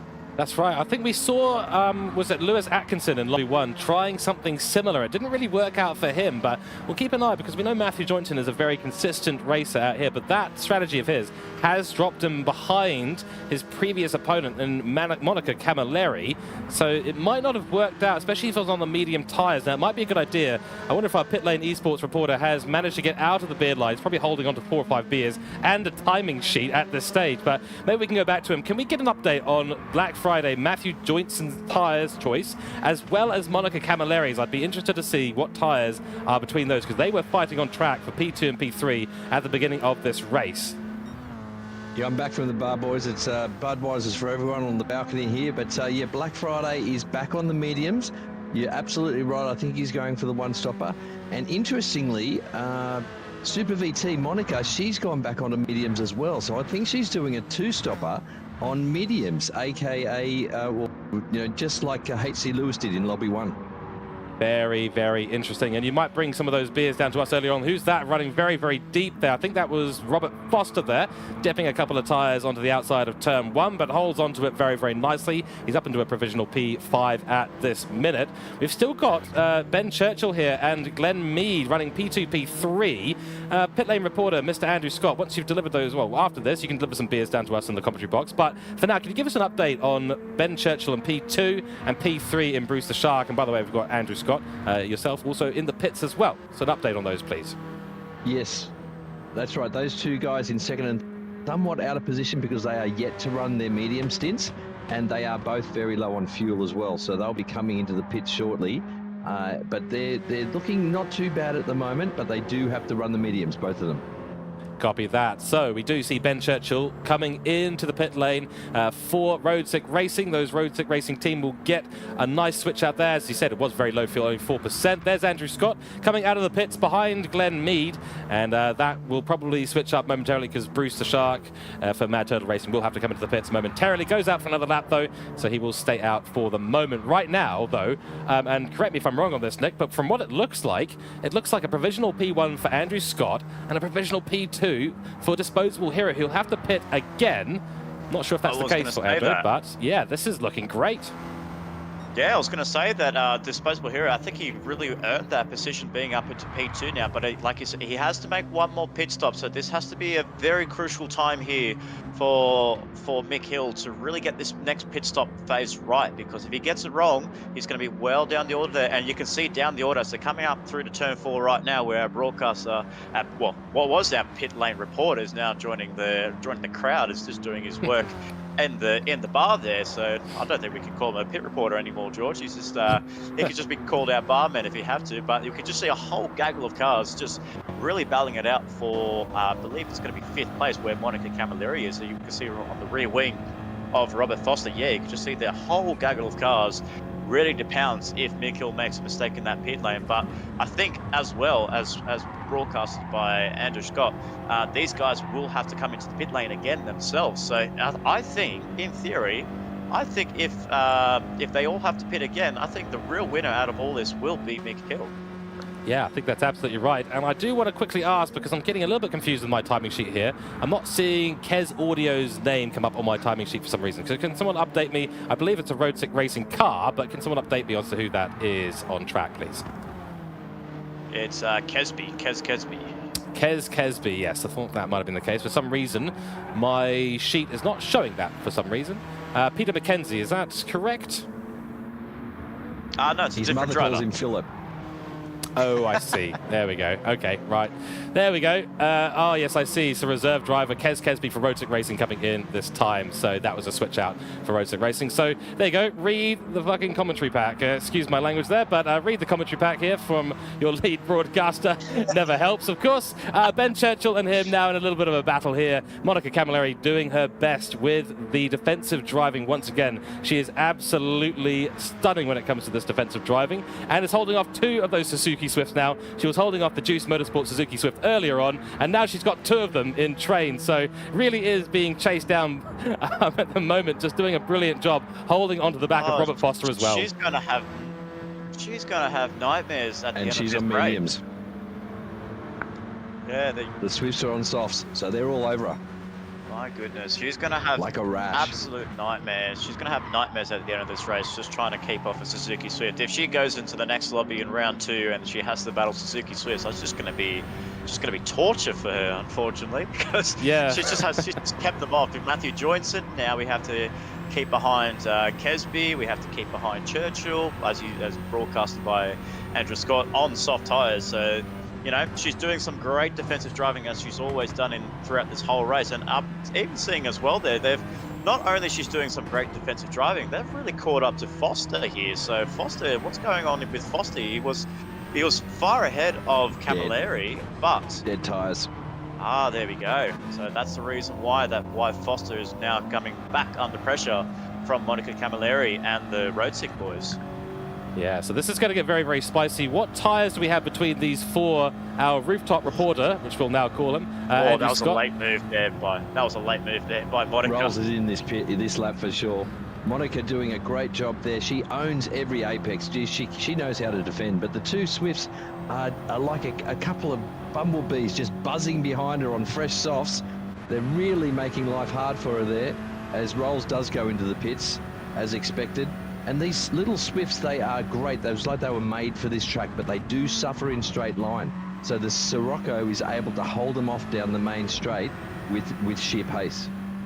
Yeah, definitely. As we saw there, Kesby just letting his teammate through, but unfortunately, it looks like Churchill just running a very wide line there. Looks like it's helped out a little bit. He's getting that late apex in at the exit of Rabbit here. He's doing a very nice job there. So Kesby letting Churchill go through. I think, with Churchill's performances in Division 2 last season, it just showed some great performance in that Roadsick Racing camp, and it's great to retain him for Season 2 there. Look at the pressure that he's putting on Monica. Yeah, he's on fresh mediums. My mistake, he's not on softs, he's on fresh mediums versus worn mediums. Yes, that will make a big, big difference as well. He's looking up the inside. Can he make something happen? He'll have a little bit of overspeed too. Yeah, he's got the overlap, but you could just see there that straight line speed.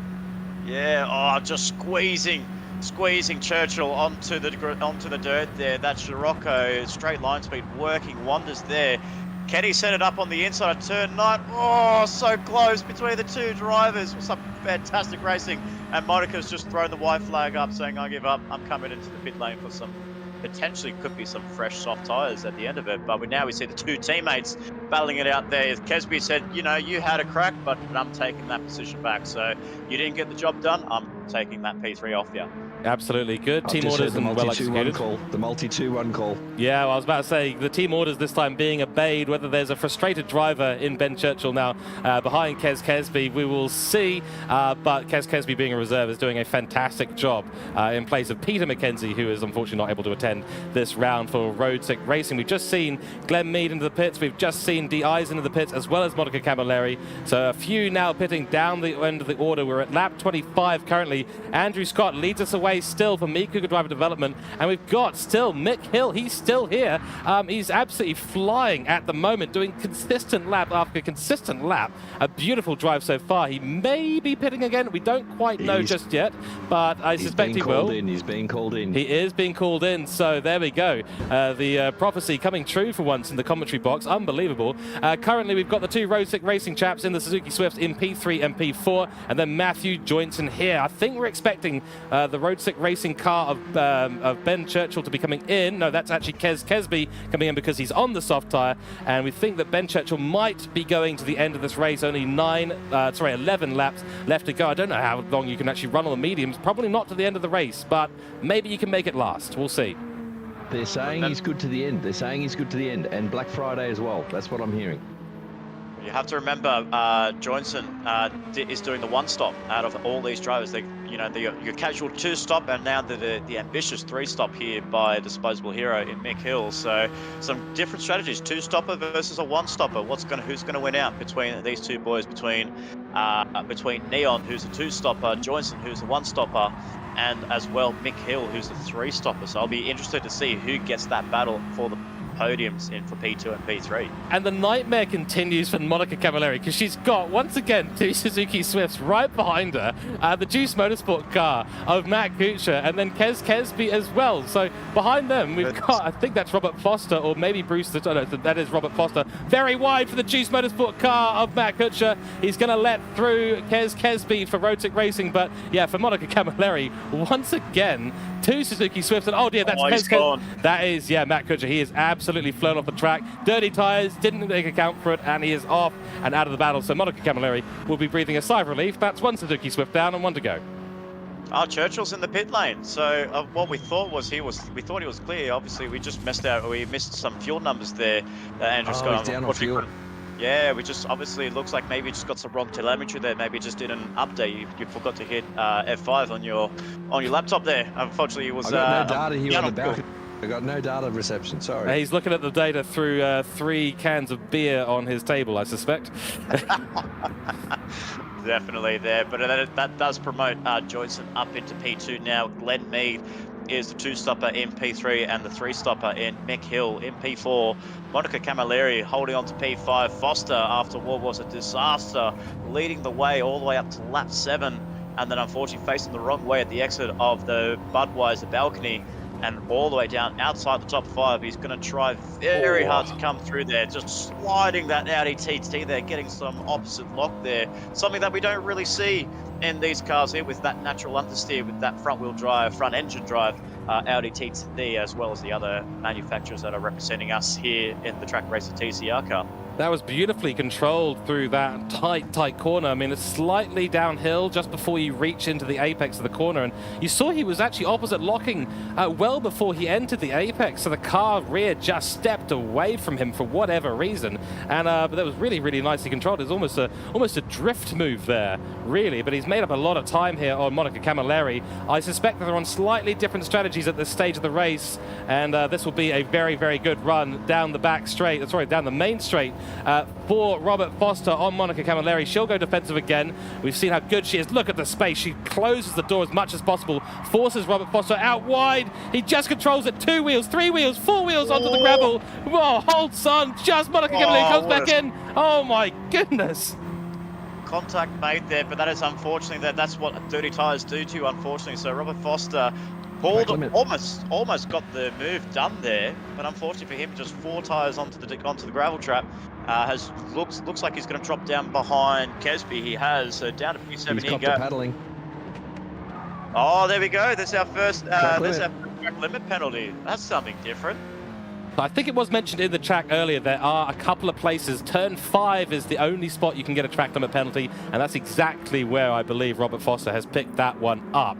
That is pretty much the only penalty we've seen outside of a penalty, a pit lane entry penalty in Lobby 1. So that is the second penalty of the Season 2 of Trak Racer TCR Cup, and Lobby 2's first penalty, and the first track limits penalty we've ever seen in the Season 2 so far for Robert Foster. So unfortunately goes from slightly bad to slightly worse, sadly, for him in this race. Falls behind Kez Kesby, and Monica Camilleri will hold on for the top spot. Just looking up the field just a little bit, Andrew Scott continues to lead us away, then Matthew Joynson, and then we've got Glenn Mead here. So we're on lap 29 at the moment. Glenn Mead has made it up well ahead of Robert Foster, his teammate for Mad Turtle Racing, and is currently holding a podium position, but he's got Mick Hill behind him in a very, very rapid Mi Cougar development Volkswagen, chasing him down. I wonder what's going to happen here towards the end of the race. 7 laps to go.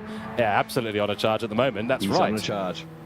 You got the one-stopper versus the two-stopper versus the three-stopper, all the battle for P2 here. Glenn Mead, as we've always said here, George, Glenn Mead just throws something under the radar here. He's a man on a mission. He does anything. He does the most unlikeliest of strategies, but yet he always shows up inside that top 5 and even potential podium positioning. But as much as we want to keep our eyes on B2, the battle for P5 is on yet again. Monica Camilleri defending from another Suzuki Swift, and Kesby just squeezes him just like she always does on those Suzuki Swifts. It's like a bug. You want to get rid of it, but you can't get rid of it. The Suzuki Swifts are all over her. And look who's come back to play. It's Robert Foster in that Audi TT. Oh, she's loose there on the exit. Crikey, that was a bit wide from her, and that's going to let Kesby go on through in the Suzuki Swift. So the disaster that is the Suzuki Swifts around her, the mosquitoes around her, has now defeated her in one way or another. One of them's got their little beak in, and unfortunately, that is Kesby for Racetrack Racing. Goes through. That's very, very wide. I think that was for Ben Churchill there. Robert Foster now the outside of Ben Churchill. This four-way battle has been absolutely brilliant. Everything switching up in every direction you can possibly imagine, but Kesby currently wins out. Monica Camilleri will have to go defensive against Robert Foster. He's got the inside line, but has to back out slightly. That'll give Monica Camilleri the inside line for the next corner through Budweiser balcony. We go, but the outside line, Robert Foster is holding on. There's contact between them. Robert Foster's been sent wide. No. He's run wide and he's spun round. Oh dear, that is another off for Robert Foster. Nuts up here. Oh, crikey. Yeah, that is a disaster for the Mad Turtle Racing car. He was in such a great position and a great recovery drive after that spin from P1. And now it goes from a little bit worse to completely worse, sadly, for him. Drew Eisen will go on through. Ben Churchill will now begin his charge after Monica Camilleri. What a disaster for Mad Turtle Racing and Robert Foster there. May I just say, see Monica with her elbows out there. She's such a polite driver there, but she had absolute right there, and elbows out racing, and someone came off second best, and it was surprisingly one of the premier drivers. That is correct. And now we've got a little bit of a battle evolving up here because we've got Bruce the Shark here, Glenn Mead. He's now found his way all the way up to the back of the Suzuki Swift. So the tables have been turned on these little mosquitoes in Suzuki Swift. Of course, we're not, no bias here, of course. We're just making some nice little jokes here. But that beautiful Suzuki Swift and the Juice Motorsport outfit now going to be under a bit of pressure. So the two-stop medium strategy here for Matthew Joynson. Someone will correct me on that momentarily, I'm sure. Matthew Joynson now under a lot of pressure to hold on to his P2 spot from Glenn Mead. And by the way, just in the distance there and not too far behind, on an absolute charge, it is Mick Hill for Me Cooke Driver Developer. This three-way battle is going to evolve mightily in the last 5 laps. We're coming onto the final corner of lap 31. Going to start at lap 32 momentarily, and that'll signal 4 of 5 laps left in this race. Andrew Scott still running away with things at the top. Yeah, absolutely. Some great racing ahead for battle for P2, and the battle for P5 still rages on there. But as we cross over to our pit lane reporter, or our Barb reporter for the last time, if you can let us know what tyres everyone is on and what the conditions are for all these drivers, especially with the battle pack for P2 and P5. I'd be very interested to know what their tyre life is in these last 5 laps. Yeah, this battle for P2 is going to be really interesting. Black Friday there on the one stopper, he has some worn mediums, and he's doing everything he can to hold off for charging Bruce, who's on soft tyres. So they're a bit warm, but they're going to make it easily to the end, and he's all over him like a rash. And then we've got disposable Mick, who's on very fresh soft tyres in comparison. He is gaining on them hand over fist. So this will be a really interesting battle for P2. And just to interrupt here, we've had Andrew Scott come into the pits. He's run very, very low on fuel, so 4%. So he'll need to fuel up a little bit. Not too many laps left in this race. It doesn't have to be for very much, but we do have Matthew Joynson in P2, Glenn Mead in P3, and Mick Hill coming through the last corner now. I think Andrew Scott's just gotten away with it, so he won't be too far ahead of these guys, but he will be on fresher tyres, and he will have a bit of fuel in the tank. So no issue there for Andrew Scott. But this battle evolves. Crikey, staying on board with this battle because P2 is all to play for now. And that's on the inside. Oh, contact made. Contact made between the Suzuki driver. Yeah, big and around contact. the outside, we're going to see Mick Hill. Is he going to go take one position? He looks like he's taken one. Can he take 2 for the price of 1? Does Mick Hill for Me Cooke Driver Development? No, he's only going to take Glenn Mead, but he's on for the inside. Johnson goes defensive. Right onto the inside. Glenn Mead's coming back into all of this. So we could see a great battle happening. Worn medium tyres versus fresh soft tyres on Mick Hill's number 3 Me Cooke Driver Development. Wow, Scirocco, this is absolutely crazy. Suzuki versus Scirocco versus Audi TT, all for the battle of P2. Some great racing there. That all escalated with me going for that ambitious inside move into turn 1. Yeah, that's right, and that's huge defensive news for Matthew Joynson there, who managed to hold off that charge. But yeah, I was going to say earlier on, Glenn Mead being stuck behind the medium runner, slowing him down. Look at the speed difference between this, the Volkswagen there and the Suzuki Swift and Matthew Joynson. Huge speed difference, huge grip difference between these two cars. I get the feeling that Mick Hill might be able to do it down into the turn 1. Yes, he's gotten side by side. Let's move the camera back over to our cinematic camera. Side by side they go. Mick Hill is currently got a nose ahead as they go into turn 1. No outbraking there from Matthew Joynson, but holds the nose in the inside line for the next corner. It'll be Disposable Hero. He's got ahead, P2. Wow. What a move around the outside of turn 1, and it just holds that inside line for turn 2. That is a brilliant move there by Mick Hill into P2 ahead of Joynson, but he's looking to come back. Oh, he just runs onto the gravel. Oh, he's going to lose out to Glenn Mead, who's again trying to put the car on the inside. Contact made between the two drivers. Oh, as we can see there, Joynson goes all the way from the back from P3 there. That might be a little bit of a question mark there. What happened between those two drivers there? Bit of contact made between Glenn Mead and Matthew Joynson. So unfortunately, a little bit of a sour end before Joynson's run onto the podium position. It looks like that car's really slowing down there. I don't think there's any damage on his car there, but I think that was a little bit too ambitious there by Glenn Mead. A little bit of a push to pass, but we'll have to look back on our replays at the end of the broadcast. That's right, an explosive battle there for P2, and Mick Hill does take it away. Probably a little bit ambitious there from Glenn Mead, unfortunately. Excuse me, and unfortunately, and that means that Matthew Joynson will fall back to P4. He's not under any threat from Kes Kesby in P5, but at the end of the day, that was maybe just a little bit ambitious there. Glenn Mead getting a little bit eager to get through it. It wasn't really happening. You've got to take into account sometimes as a driver that, you know, you're not fighting equal terms. Some people will have a little bit less grip. The door will often close, especially at a corner like Budweiser Balcony, which turns to a very tight bit of track very, very quickly. But it all started when Matthew Joynson ran a bit wide on the exit of Rabbit's Ear.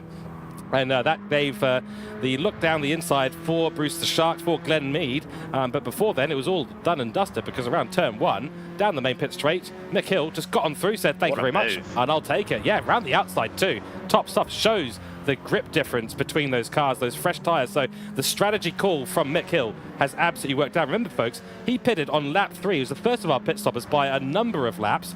Now here we are on lap 35. He's up into P2.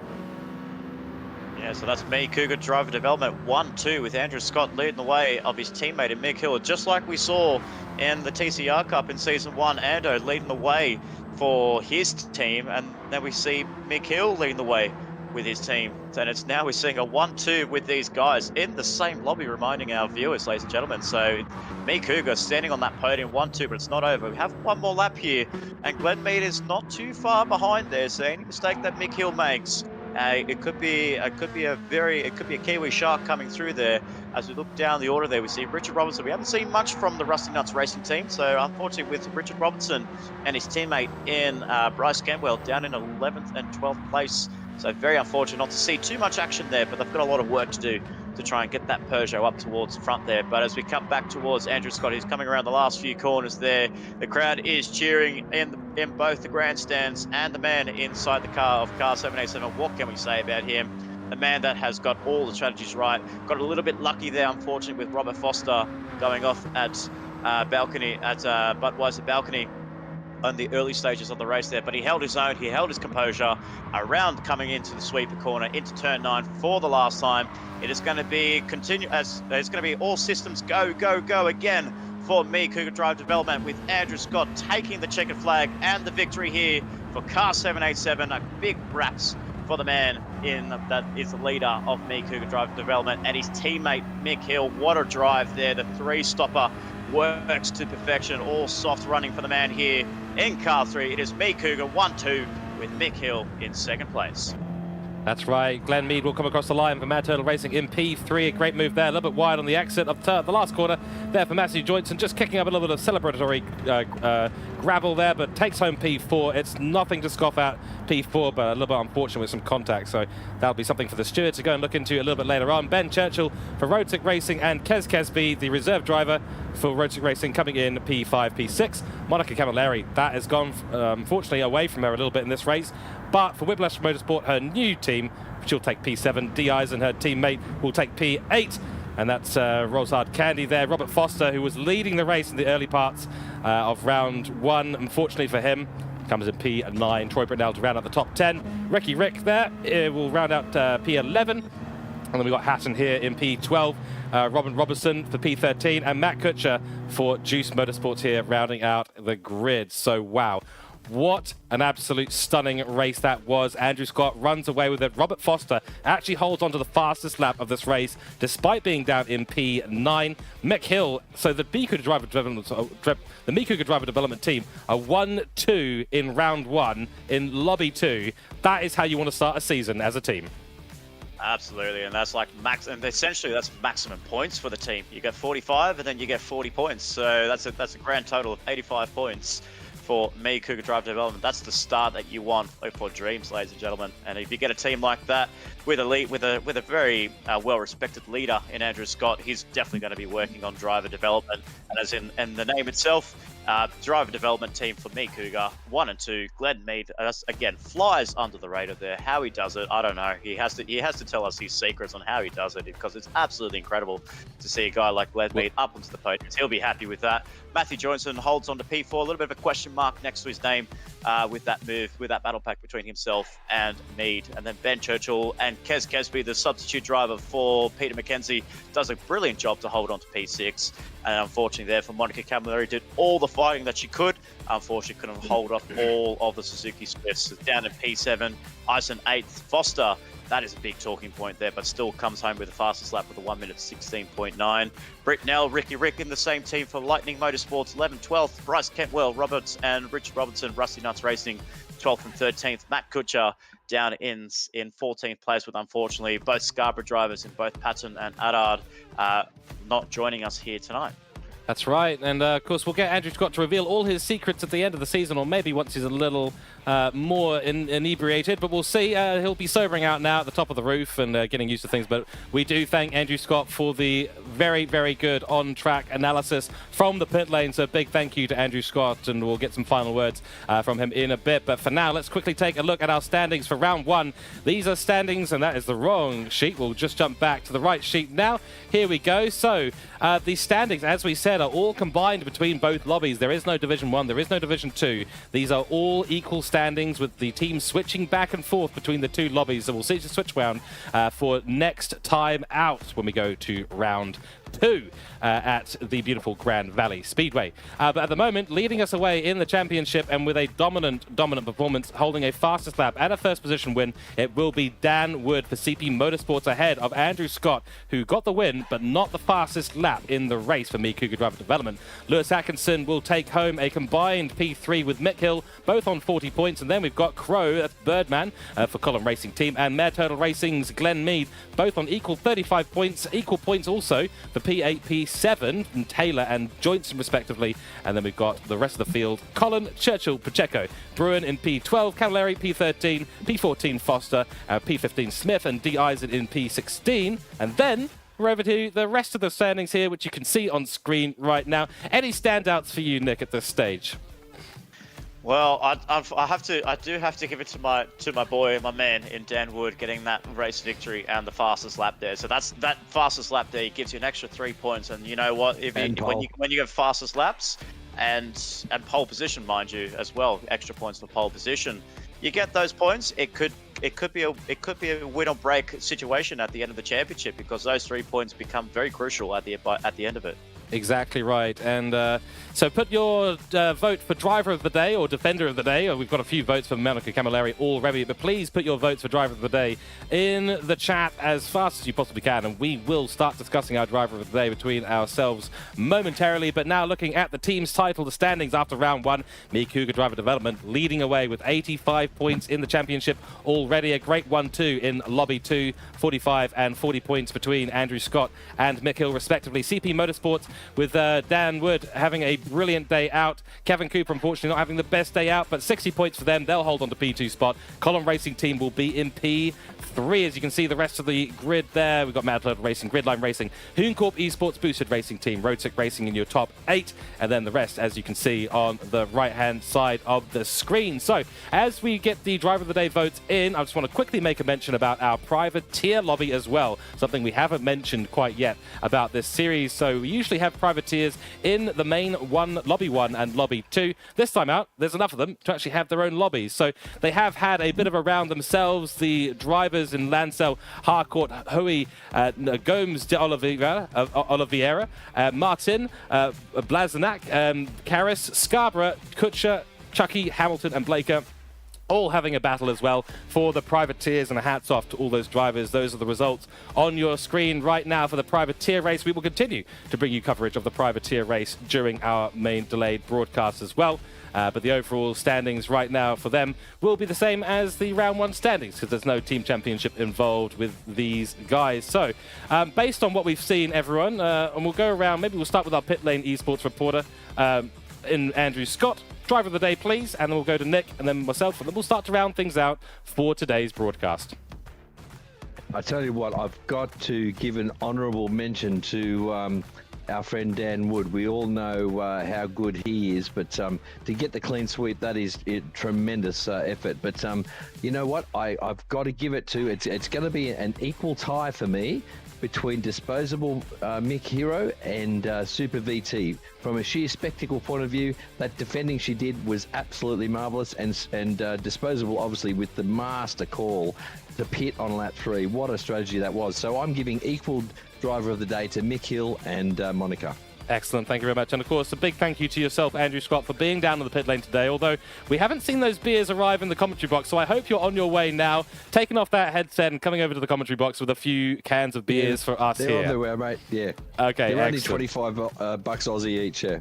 Okay, no worries then. It's cheap. Very, very cheap. But nonetheless, thank you very much, Andrew Scott. Really appreciate you being here for us in the pit lane. And now over to Nick Pautasso for your driver of the day and some final thoughts on today's races. Nick, that's been brilliant, hasn't it? Oh my goodness, if this is what TCR is going to bring for us in Season 2, I'm all for it, because that has been some fantastic racing in both Lobby 1 and Lobby 2, some different strategies that we've seen in both lobbies. You know, hardware, you know, bidding superior over another set of hardware, tyre strategies all around, defensive driving, grandstand finishes. My goodness, like this is the action that we see in Trak Racer TCR Cup here, George. When we first started commentating, from round 1 all the way up to the end of Season 1, and now the beginning of Season 2, round 1. It's just how we've left it off. It's absolutely incredible. That's right. We're going to be looking forward to 6 more brilliant races here in a mix of different circuits that will bring different elements of each car and each of the strategies into play. So it's going to be even more interesting throughout the remainder of the season. Your driver of the day, Nick? Well, if I have to do based on lobbies, I would have to definitely say Lobby 1. I can't go past my good mate in Dan Wood. That was absolutely phenomenal to go from pole to lights to flag, checkered flag. That was absolutely brilliant. And I think for Lobby 2, that's definitely a Mick Hill driver of the day, a 3-stopper for the man in that Cooke Driver Development. So the 3-stopper for car 3 gets P2. That's a great strategy for the man. But I think overall, I think it's a different one. I think if you have to put it between those two, you know, as I said, Dan Wood's my man, but I have to give it to Mick Hill. That was an absolute masterclass by the car 3. Yeah, the alternative strategy there by Mick Hill. Something that we were very skeptical about when we saw him come into the pits in lap 3. Certainly I was very, very skeptical, but turns out it was actually a stroke of genius there. Just looking through the chat now, thank you everyone for your votes for Driver of the Day. Of course, we've got a couple for Monica Camilleri there, one for Matthew Joinson for Super VT. That's Monica Camilleri, Defender of the Day. So we probably need a second title, although I get the feeling that Monica might take that every week. We need a Suzuki Swatter of the Day, and I think Monica Camilleri takes that award as well, in fact. But nonetheless, we've got Kez Audio saying Woodsy Driver of the Day, and War says Mick Hill Driver of the Day, alternative strat. And I have to admit, my Driver of the Day is here, Dan Wood, obviously in Lobby 1, and then in Lobby 2, Mick Hill just put on an absolute masterclass. A big honourable mention for Monica Camilleri. That defensive drive was just absolutely astonishing. The overall strat maybe not working quite so well, ending up in P7, down from a podium position, but overall just a brilliant and super entertaining drive from her. My Driver of the Day, of course, for Lobby 2 will be Mick Hill as well. I think overall that puts Mick Hill, I think, right in contention for the main Driver of the Day across all the lobbies. So big well done to Mick Hill. Absolutely stunning drive from him. Chaps, Nick Pautasso and Andrew Scott, it's been an absolute pleasure being in the commentary box with you both today. Any final words before we round out our broadcast? I'd just like to say maybe a team rivalry might be developing here. Can we wait to see the day when we see CP Motorsport and Mikuga in the same lobby? That will be something to watch. Very nice. We are going to be seeing a lot of lobby changes with different teams facing off each other. So I'm looking forward to I'm calling you out now, Dan Wood. So I think if we get ourselves a lobby, if I have to put a lobby together, I'll be definitely putting Mikuga versus CP versus Mad Turtle. Hoon Corp would be in there. I'll give Road Sick Racing a good shout. And I think the other one will be, I would definitely have to throw a bit of a mix in there. I would have to throw in Juiced Motorsport there. So that'll be my dream lobby. That'll be my dream lobby to see in either Lobby 1 or Lobby 2. And, you know, as we say, equal points in both Lobby 1 and Lobby 2. No differential in points scoring. So it's all about the driver. It's all about them. Who's going to come out? 32 drivers plus our privateer cup as well. We are very excited for this season here, and yeah, I'm looking forward to it. Just I've got my seatbelt here, I've got the beers now arrived here from Andrew Scott. So thank you very much, my friend. And I'm going to strap in for the next 6 rounds, George. Yeah, it's going to be brilliant. I think that says it all as well, that we've got 6 teams that we'd love to put head-to-head already on the track. It's absolutely an indicator of the amazing racing that is to come. We've got some brilliant drivers in every single team around the entire grid. And of course, still 6 rounds to go. We'll be going out on the 25th of November. No, sorry, that is the 26th of September to Grand Valley Highway, the #1 layout for 24 laps with a hard tire being required. So staying in the United States for one more time, and then we'll obviously be having the delayed broadcast and in the same week for that. So make sure you tune in for that. Of course, a big thanks to the MotorMotion E-Series producers, to Trak Racer, our sponsors of the TCR Cup. What a way to open up Season 2, Round 1 with 2 amazing lobbies, some brilliant racing, some excellent action out on track. It's been a stunning day, and a huge thank you to everyone in the grandstands today. You've been absolutely brilliant, keeping us alive, keeping us on our tip of our toes in the chat as well. So a big thank you to everyone watching the live stream today. More from MotorMotion E-Series on www.motormotioneseries.wordpress.com. Of course, if you've been enjoying the live broadcast today, give us a like, give us a subscribe here on the YouTube channel. It really does help us out a lot. Looking forward to the next time out with these guys and girls in the commentary box, and we may even have our new rookie in Stephanie Owen come in as well at some point in the season. Looking forward to that. She's been listening in and has had a big smile on her face all race long, so getting very excited too, as were we. So that'll be it for the broadcast today, folks. Really another big thank you, but that'll be it. We're rounding out the stream now. Join us for the next round, but here we are rounding out. Thank you all. Good evening, good night, and goodbye.